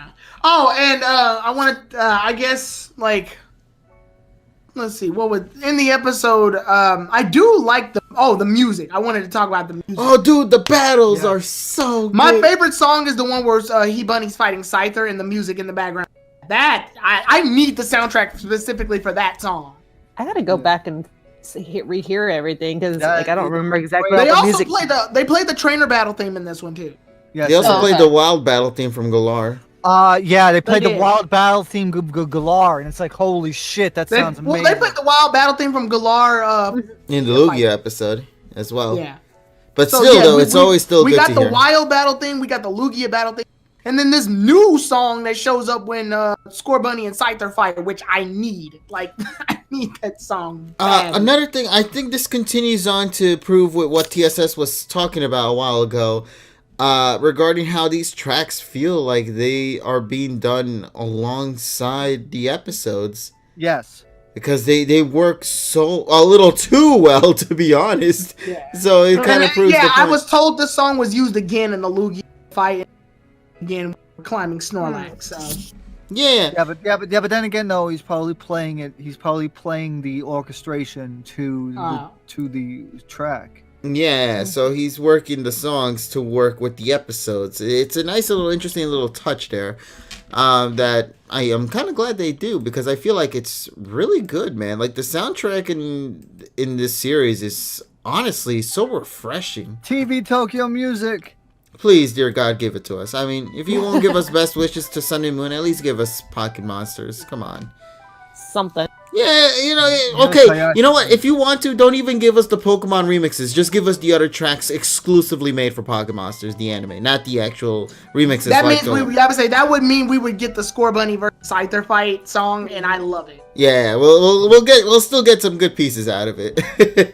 You guys have that. Play me that one again. Yeah, play me that. Oh, dude, that song's great though.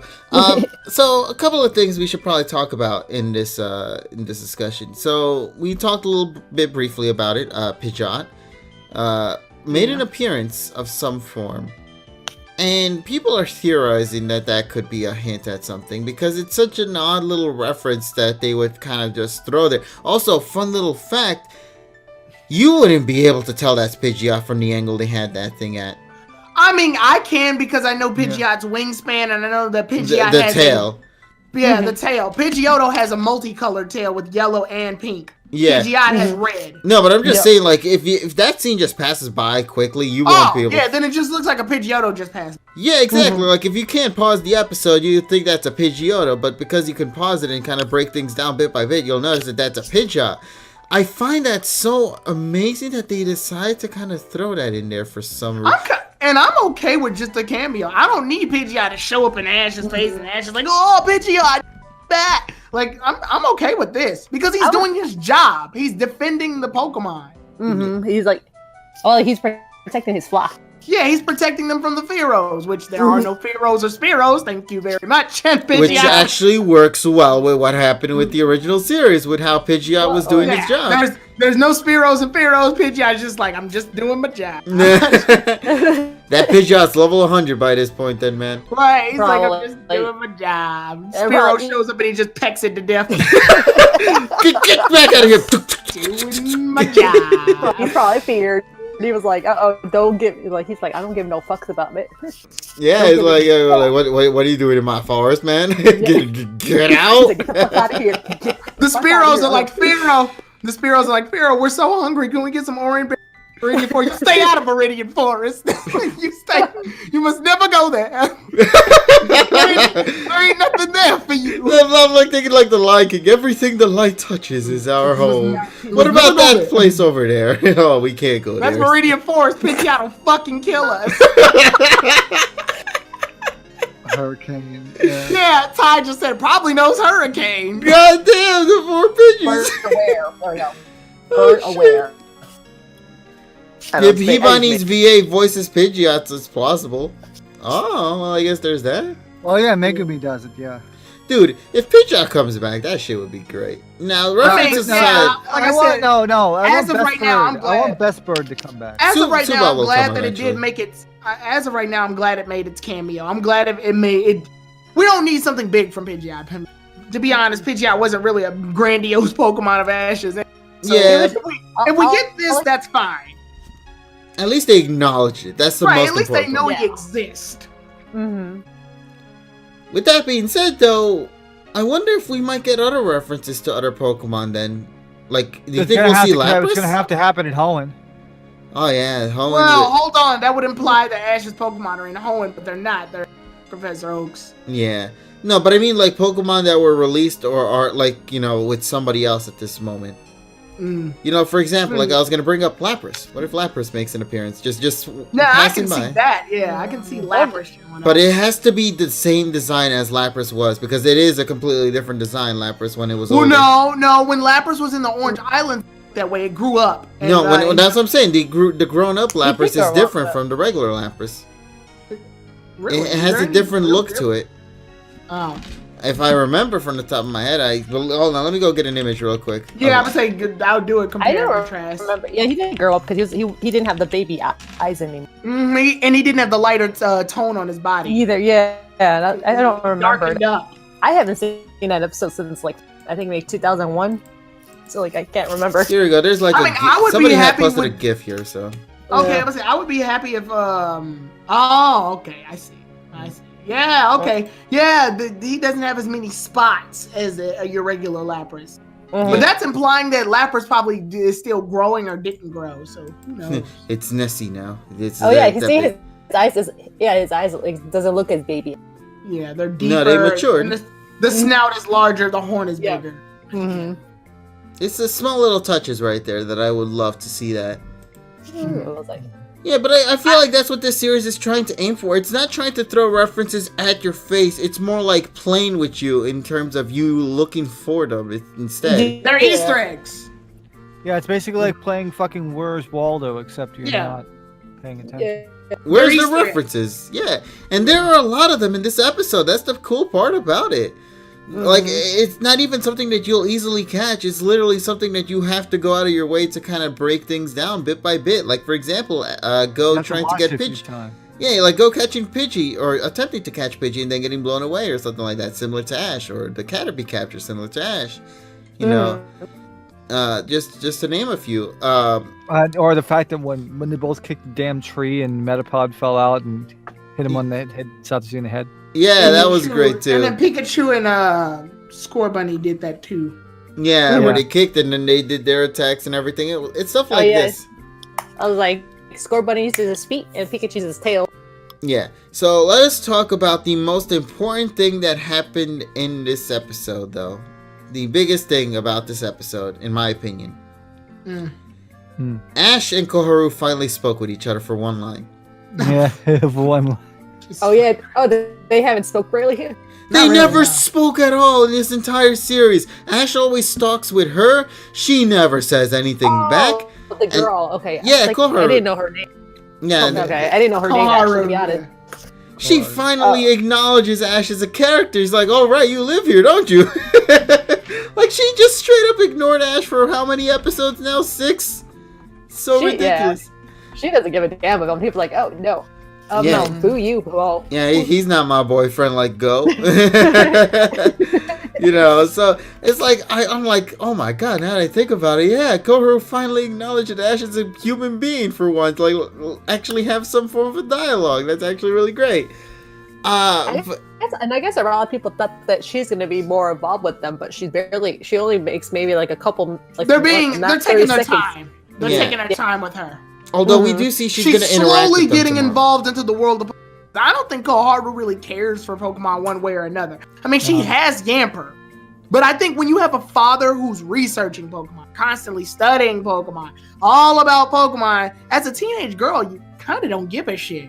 Also, she has school.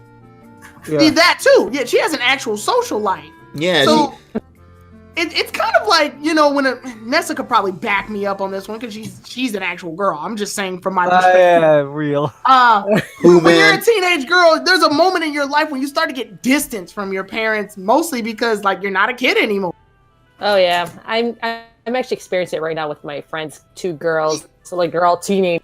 Yeah, so it's like all the parent stuff all the family stuff you used to do, parents just sort of feels childish to you. It's not that you don't like it. It's just you're not a kid anymore. And that's kind of how Koharu is more or less what would happen if a girl who used to play Pokemon, liked Pokemon, grew up and felt like she was going out of Pokemon. But she's 10 years old. Well, yeah, but she's still a girl that hangs out with a social group. Yeah, we did see she has friends, yeah. Yeah. A lot. No, in a lot of the weird sense, though, most girls, especially, I always saw between 12 and 15, that's when they definitely be like, no, I don't want to be around my parents, and they want to be with your friends and all that. But then I kind of see they're kind of bitchy. I feel like their bitchy stage, I call it. Yeah, and, like once they she's right. She's right. Yeah, but there's something funny about that name, though. But when they become 16, they gotta learn. Then they gotta learn the nice, the double snap. That shit. But then once they become like 16, 17, they kind of mellow it out, and then they kind of like start interacting with adults again. So yeah, I noticed. I noticed that for almost every teenage girl. She doesn't really want to the ones that are goth. She has a Pokemon. She has Yamper. That's her dog. But she doesn't really want to deal with Pokemon for real. It's not until she starts seeing that Go's more involved in his dream, and she sees that he gained a friend in Ash, and she starts to see Go is progressing in his dream by catching all these Pokemon. She's slowly getting involved. She's not just forcing herself into the group. She's just looking at it. This, to me, is the best development they've done on a female since May. Also, because May didn't even like Pokemon. Another thing I like too, just from the preview alone, you see, and this further solidifies your statement, Tyrone. In the preview, Koharu is with the bug-type Pokemon, and they're doing some kind of yoga thing going on with Mr. Mime, and all the bug Pokemon are with them as well. Sakuragi's there too, Go is there as well. Yeah. So it's stuff like that. You are nailing it there, that they are like kind of showing Koharu as like a social girl. She's doing her own things, but she is acknowledging what's happening around her to the point that she also would not mind interacting with it as well. Yeah. Like, she doesn't hate Pokemon. I think she just, when you have a father that studies it all the time, you kind of get over it. Yeah, so when somebody new comes into the mix and they do something similar but add a different, unique twist that she hasn't seen before, it intrigues it for her, and she wants to kind of learn a little bit more about it. Right. And I think next episode's preview is doing that, where she sees these bug Pokemon, she knows that Go's been catching them, and I think it's the best part. These Pokemon aren't being thrown away into the sidelines. No, they're all being acknowledged in the next episode. Yeah. Something I was concerned, honestly. Yeah, and in weird parts, I think this is weirdly better than how they handled Lily, and Lily was afraid to touch Pokemon.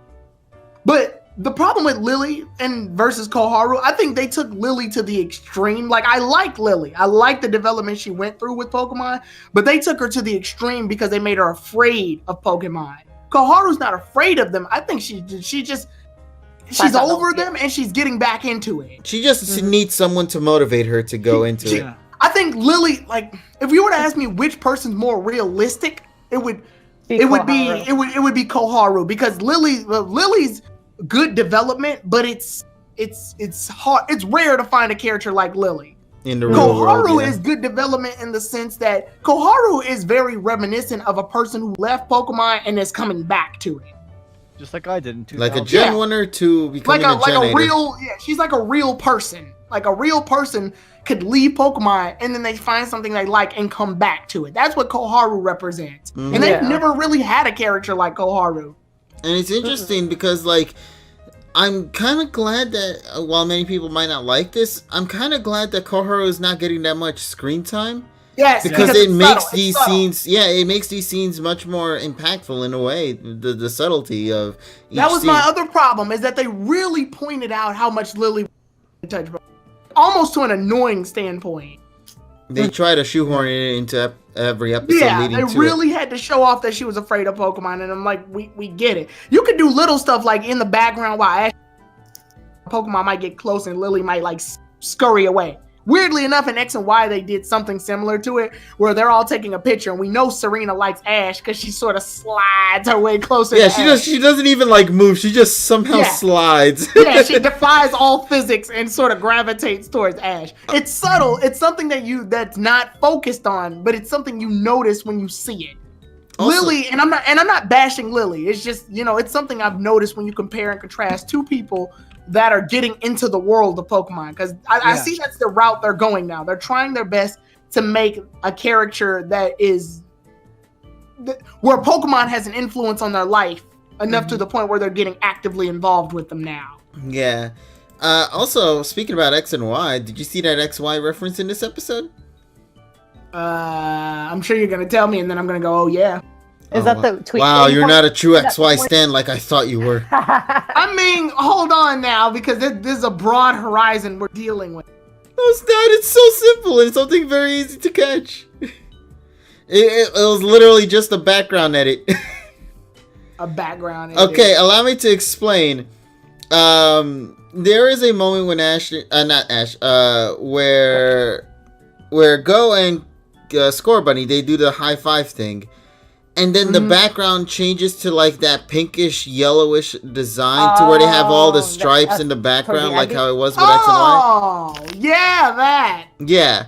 That was, when I saw that, I'm like, wait a minute, I don't even think Sun and Moon did those stripes things in any of their episodes. That's something out of X and Y. They also did that when they go through his Pokeball towards Scyther. No, that's what I'm saying. That's the one right there. Yeah. That's the one where they did that. The other one was at the very end of the episode, but that was more something that's very common with all of the more recent episodes. Oh, also. You mean the one where they do the dramatic end with the lines and yeah, like the one the one that's normally used for like the to be continued segments of every Also, remember that this was a solo Iwane episode, just to let you know. Yeah, this was the return of Iwane. So, folks, if you guys were kind of wondering where Iwane was, here you go, right here in the flesh, right? He definitely made a very heavy, very game heavy episode.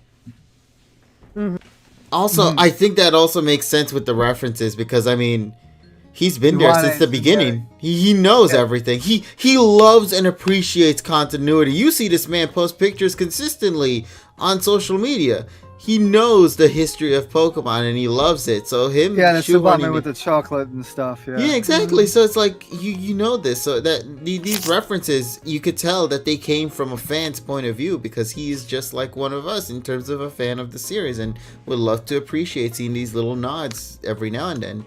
So Iwane did a fantastic job with that. I think he did a good job in putting in references without forcing it. What's his social? It is Animator1965. Yeah, on Twitter. On Twitter at Animator1965. Yeah, the thing I was gonna say is that he's putting these things in there, but he's not making it something so noticeable. Like as if you like the characters are like, oh my god, it's Pincha. You know, like he's throwing these little nods there for the fans to kind of look at, and not let the characters react to it in the way that you would think they'd react to. You know. I love stuff like that because it feels more natural to the world and not something like shoehorned in because you need to shoehorn it in there.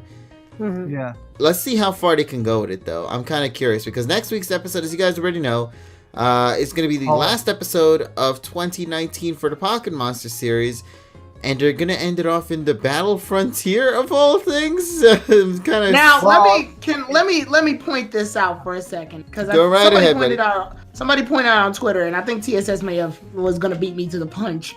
The Battle Frontier. Let's talk about it.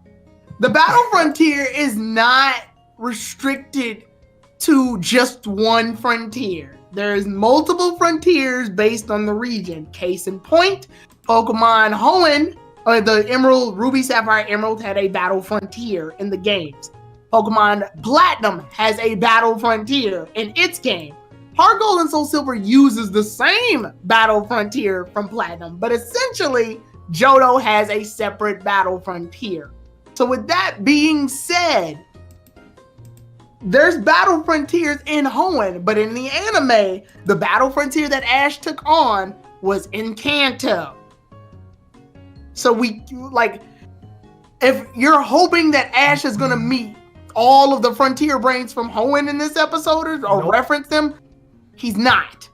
He may reference the fact that he took on a Battle Frontier once, but he's not going to flat out go, where's the Battle Pyramid? Where's the fucking, no, he's not going to do that because that stuff took place in Kanto. If anything, he should be referencing the Frontier Brains while he's in Kanto, but he's not going to do that. He's going to reference them. They were already referenced at the first episode when you saw Ash's accomplishments on the board. But he's not going to make any references to any of the Frontier Brains while he's in Hoenn because none of them exist in Hoenn except for maybe Brandon, because Brandon goes wherever the fuck he wants because his pyramid can fly. His pyramid can fly. So, but he's not going. But Ash, this is a small competition for Ash and Go to be in. It's a tournament. You think of it like the Don George tournament. So it's not. Yeah, think of it as best. Oh my god! I just thought about that. Yeah, the better way to think about this is like the club explosion. Dude, they could finally do the shit we've been asking for them to do with the series since X and Y. They can finally do arcs with the cup explosions, but instead of making that the thing, they're gonna use Battle Frontier as the gimmick. Well, they're gonna have the Battle Frontier be a thing that. I would love that because, and I say Mike because I remember Ash and them did the Battle Chateau and they did one round of it and never did it again. Yeah, I'm saying this would be cool if this is what they will want to do. Like, let's say they start introducing new characters and all that, and then they could try to fit them into the Battle Frontier. You know, make it a 2-parter episode. There you go, boom. The thing is, will they do it? We don't know. It's still pretty early, of course. But if they do something like that, I would love it. I think that would be a nice touch there. And it will kind of, once again, bring more elements from past series and incorporate it into this new era of anime.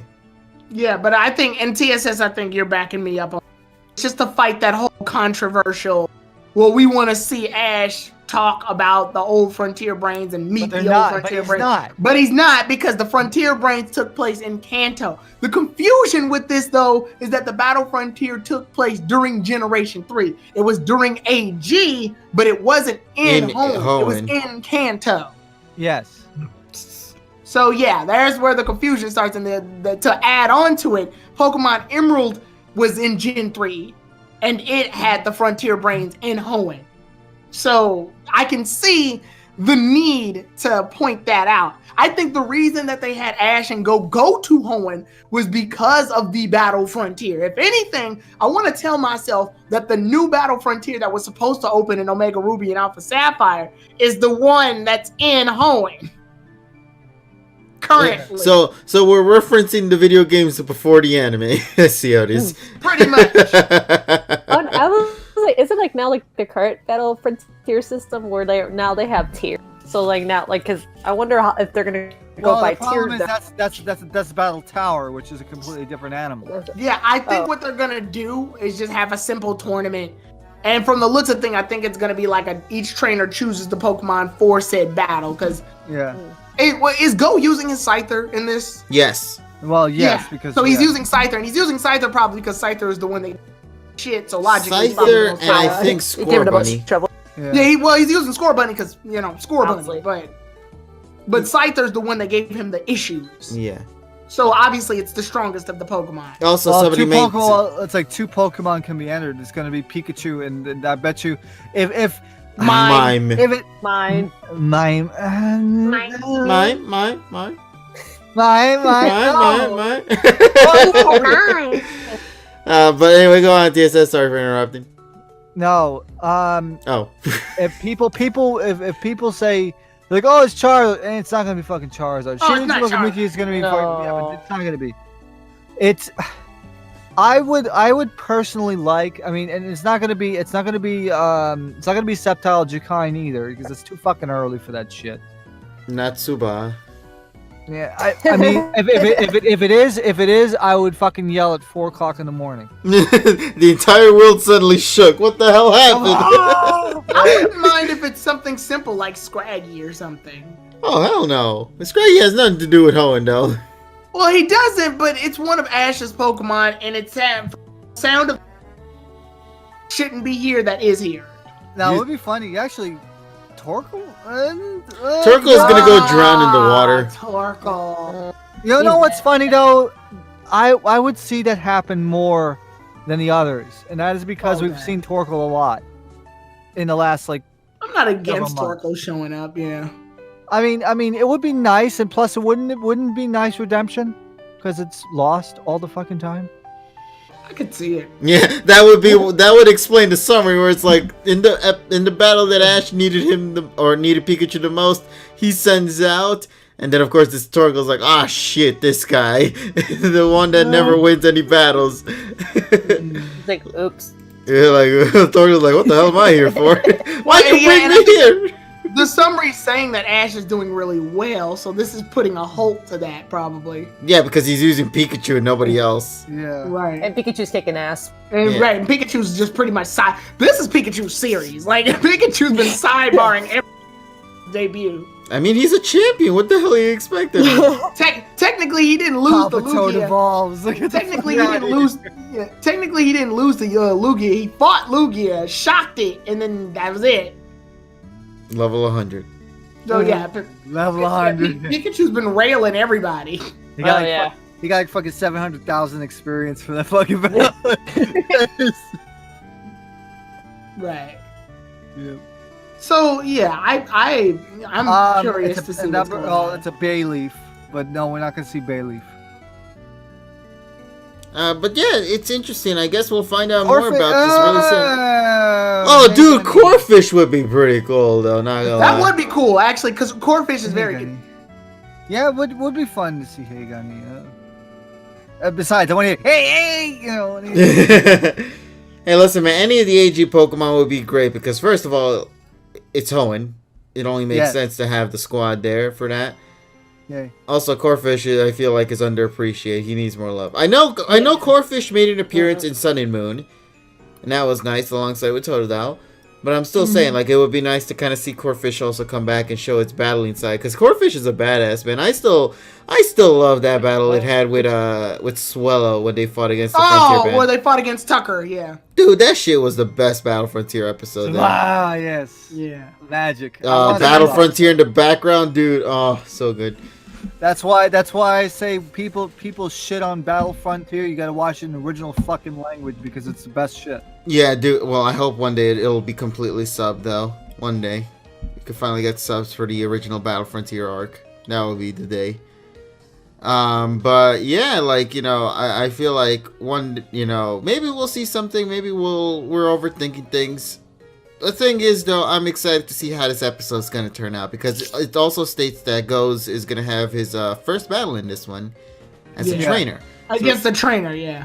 I'm really loving that they're kind of putting Ash in the sidelight this time around to kind of focus on Go, because honestly, Go is a really interesting character because he's new. He's a new character. He's doing things we've never seen with past characters before in a very unique and fun way, and I think he's definitely the character to me that feels like if Ash is placed in the next series, Go can take on the helm. Yeah.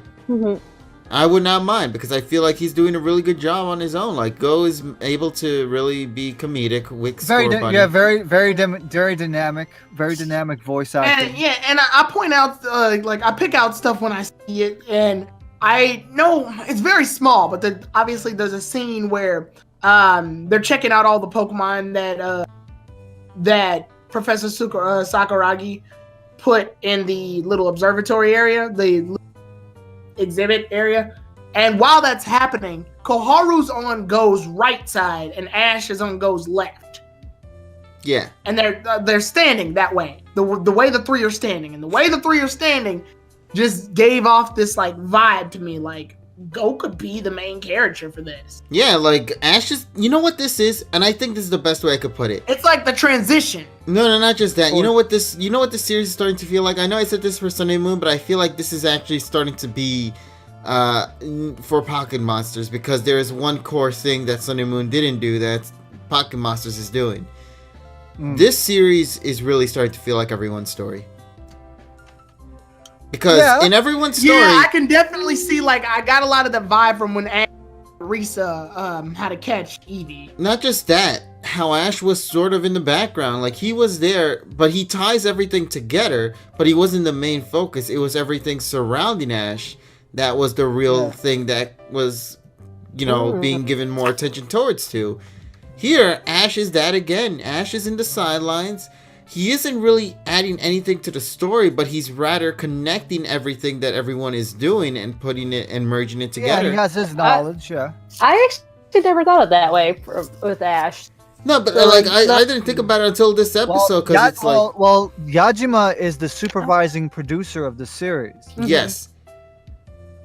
So Yajima is still involved in Pocket Monsters, which is actually really good, honestly, because I think Yajima's... direction is some of the best. Also, for the folks that can't read Japanese, the majority of the opening credits now are in katakana. They're actually in English, realistically, because you have supervising producer, executive producer, things like that. They're actually writing it out. Executive producer of executive producer. Yeah. Right. Exactly, but that's what it is. Yeah, so.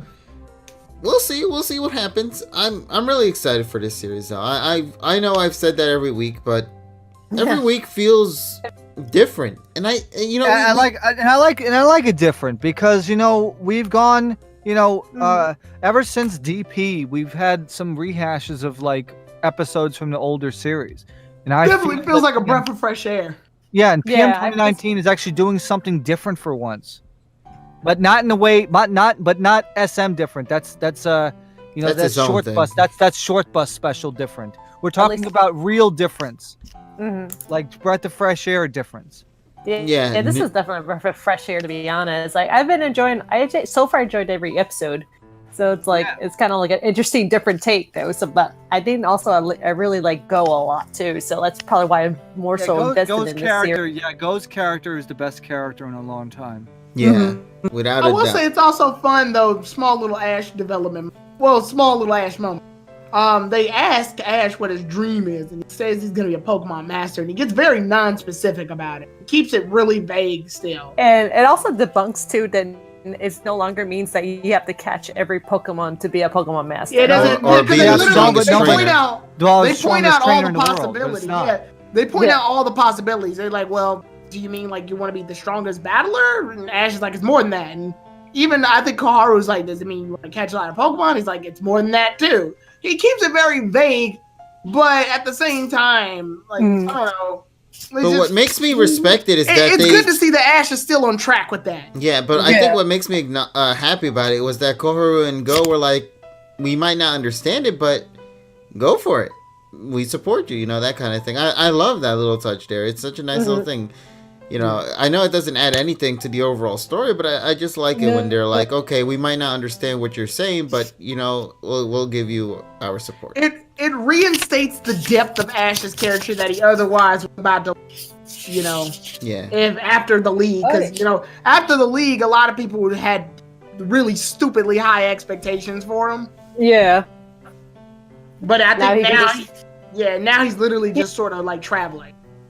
And yeah, he has no pressure to win a league or anything. He doesn't have to prove anything anymore. He already proved it. Now he's just doing other things. Yeah. He's just just chilling. This is what I was saying. I wanted X and Y to do, so Sun and Moon would have been this series. And I'm kind of glad they did it. I'm kind of glad Pocket Monsters 2019 is the one that's going to be where Ash is just chilling. I mean, and that still makes me appreciate X and Y more because X and Y was Ash's like super battle heavy region. Yeah, and then Sun and Moon was a more laid back until the final year. More like now Pocket Monsters is more like balls to the walls, whatever goes kind of thing. Yeah. And I feel like that could be pulled off really well. And I think with these 6 episodes available so far, I think they're doing that. Let's just hope that they can continue to add variety to this series and make things more refreshing every single time. I think next week's episode is probably going to continue that. Yeah. I'm still gonna stay optimistic for a while, see how it goes though, because it's like, you know, it's like we're praising it right now. All if I was like, you never know, it could change like later on down the road. I haven't had any major complaints. No. Of course, you know, like I always say, you can always have a good beginning, but if that ending sucks, then everything is all for naught. So who knows what'll happen? But I think this series doesn't have to really care about the ending because there's no real big story. It's just more little side adventures going on. There might be like a big story later down the road, but like Ash is just chilling. That's it. Like there's nothing at stake here. There's nothing at risk. Ash already managed to do what he wanted to do. He became a champion. He proved to the world that he really did do what no one thought he would do. And now the research fellows, and now they're going to be able to travel all around. Yeah, and besides, it's like the main story seems to be for Go, not for Ash. Ash is just more like being there as an assistant or a fellow for Go. A fellow, yeah, that's exactly what it is. I know. Earlier today, though, like my friend was over earlier, and we were talking about Ash, and then me and her were like, we could see Ash become a professor one day. Which is so funny because Ash doesn't look like that kind of guy, but yet you go into this episode and it looks like he might do it. We were just talking about it. It was just so funny that we're like, I could see him to do it because the way he loves to interact with Pokemon, and then that's how his thing, how he gets to know the Pokemon. So we're like, I could see it. We're like, yeah, we could see him doing it in the future. In case the Pokemon Master doesn't work out. Okay, one last thing though. I'm mad with this episode for one thing only. There's just one little thing. Ash was this close to catching a Scyther. Yeah. Oh goodness. I wanted Ash to have a Scyther. You know how badass that shit would have been? I would have loved it if Ash had a Scyther. Dude, that would have been hype right there. Imagine he evolved that to a Scizor. Dude, that would be great. I always wish Ash had a Lucario, but no. He has Lucario's aura. That's as far as that'll go. You think they'll ever bring that concept back again? No? Yeah, me too. All right. Well, I love where they're going with it, but of course that got dropped. Yeah. What about Tracy? Anyway, folks, let's go and wrap things up for tonight. Why don't we then? Yeah. All right. I want to thank everybody so much for joining us here tonight. I do apologize in advance for the hiccup we had in the middle of the stream. You know, Altice decided to be a geek, and we couldn't work around that quick enough. But thank you guys so much for being with us. I once again want to thank everybody. Happy holidays. Spend time with your loved ones. Holidays. Happy Christmas, Wana. No, it's Happy Christmas, Hana, Kwanzaa to you. Yeah, that. Happy that. What he said. And what matters most is camera phone for $20 less. Oh, okay. I didn't realize there was more lyrics to that song. Yes. Beautiful. Alright, thank you guys once again for being with us here. My name is KG Prestige. If you guys want to go and check these folks out who have been with me in this call, make sure to go check in the friends segment down below. Follow them on their tweeters and all that. And keep up to date for more silly shenanigans here on Twitch. Unfortunately, we will not be doing a playthrough of Sword and Shield tomorrow. As you guys already know, it's Christmas Eve. I'm gonna be busy as hell. With that being said, though, I do plan to stream tomorrow because Dragalia Lost is having their Dragalia Digest. Yeah, they're having a Nintendo Direct for Dragalia Lost, so I'm gonna be looking at. I'm not gonna stream tomorrow, but I am gonna stream tomorrow. Yeah. I'm not gonna stream with these guys. You know. Look, you guys. He wants to pour his eggnog. You're the fucking meme. You're the meme with the witch from Snow White going down into the cellar. So it's like when you're not gonna stream, but you're gonna go stream Dragalia Lost. Yeah. Listen, guys, I know you guys don't even care much about Dragalia. That's kind of my own shtick in this group for that. And, so I'm going to be excited for it because it's a direct. I love Nintendo Directs of some forms. And Dragalia is having its own sort of thing. We're going to learn about the game and what's going to come out in the future for it moving into next year. I'm not sure how much money I'll spend for next year for Dragalia Lost, but we shall see how things will turn out for the new money saga. that he should have done go to Japan. Imagine if KG played FGO, that would mean I would enjoy FG to begin with, and I don't. Yeah, the other problem is when you go to Japan and that shit is shoved down your throat, and then you try. It's like, well, I don't like it. It's like, here's FGO. It's like, I don't like it. Here's FGO. I don't give a fuck. Leave me alone. I'll make you eat those words. Dude, they have this gift. Yeah, dude, FGO's everywhere, man. You can't escape it. One day, Dragalia Lost will be like that, and I hope it will. So that way I can shove it down everyone's throat. Play the goddamn game.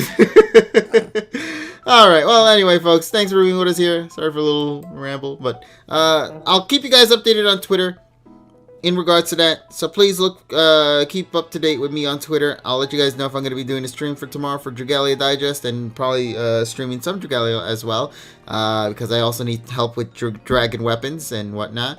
So if not, happy holidays, Merry Christmas, Kwanzaa, Unicorn. I don't know. That thing that TSS said. Yeah, remember that Christmas Kwanzaa. Let's flash back to that. Yeah,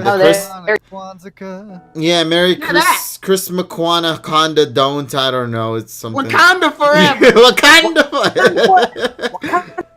Wakanda forever. All right. Bye. Adios. No condom forever, or whatever Black Panther said. Let's see you next week.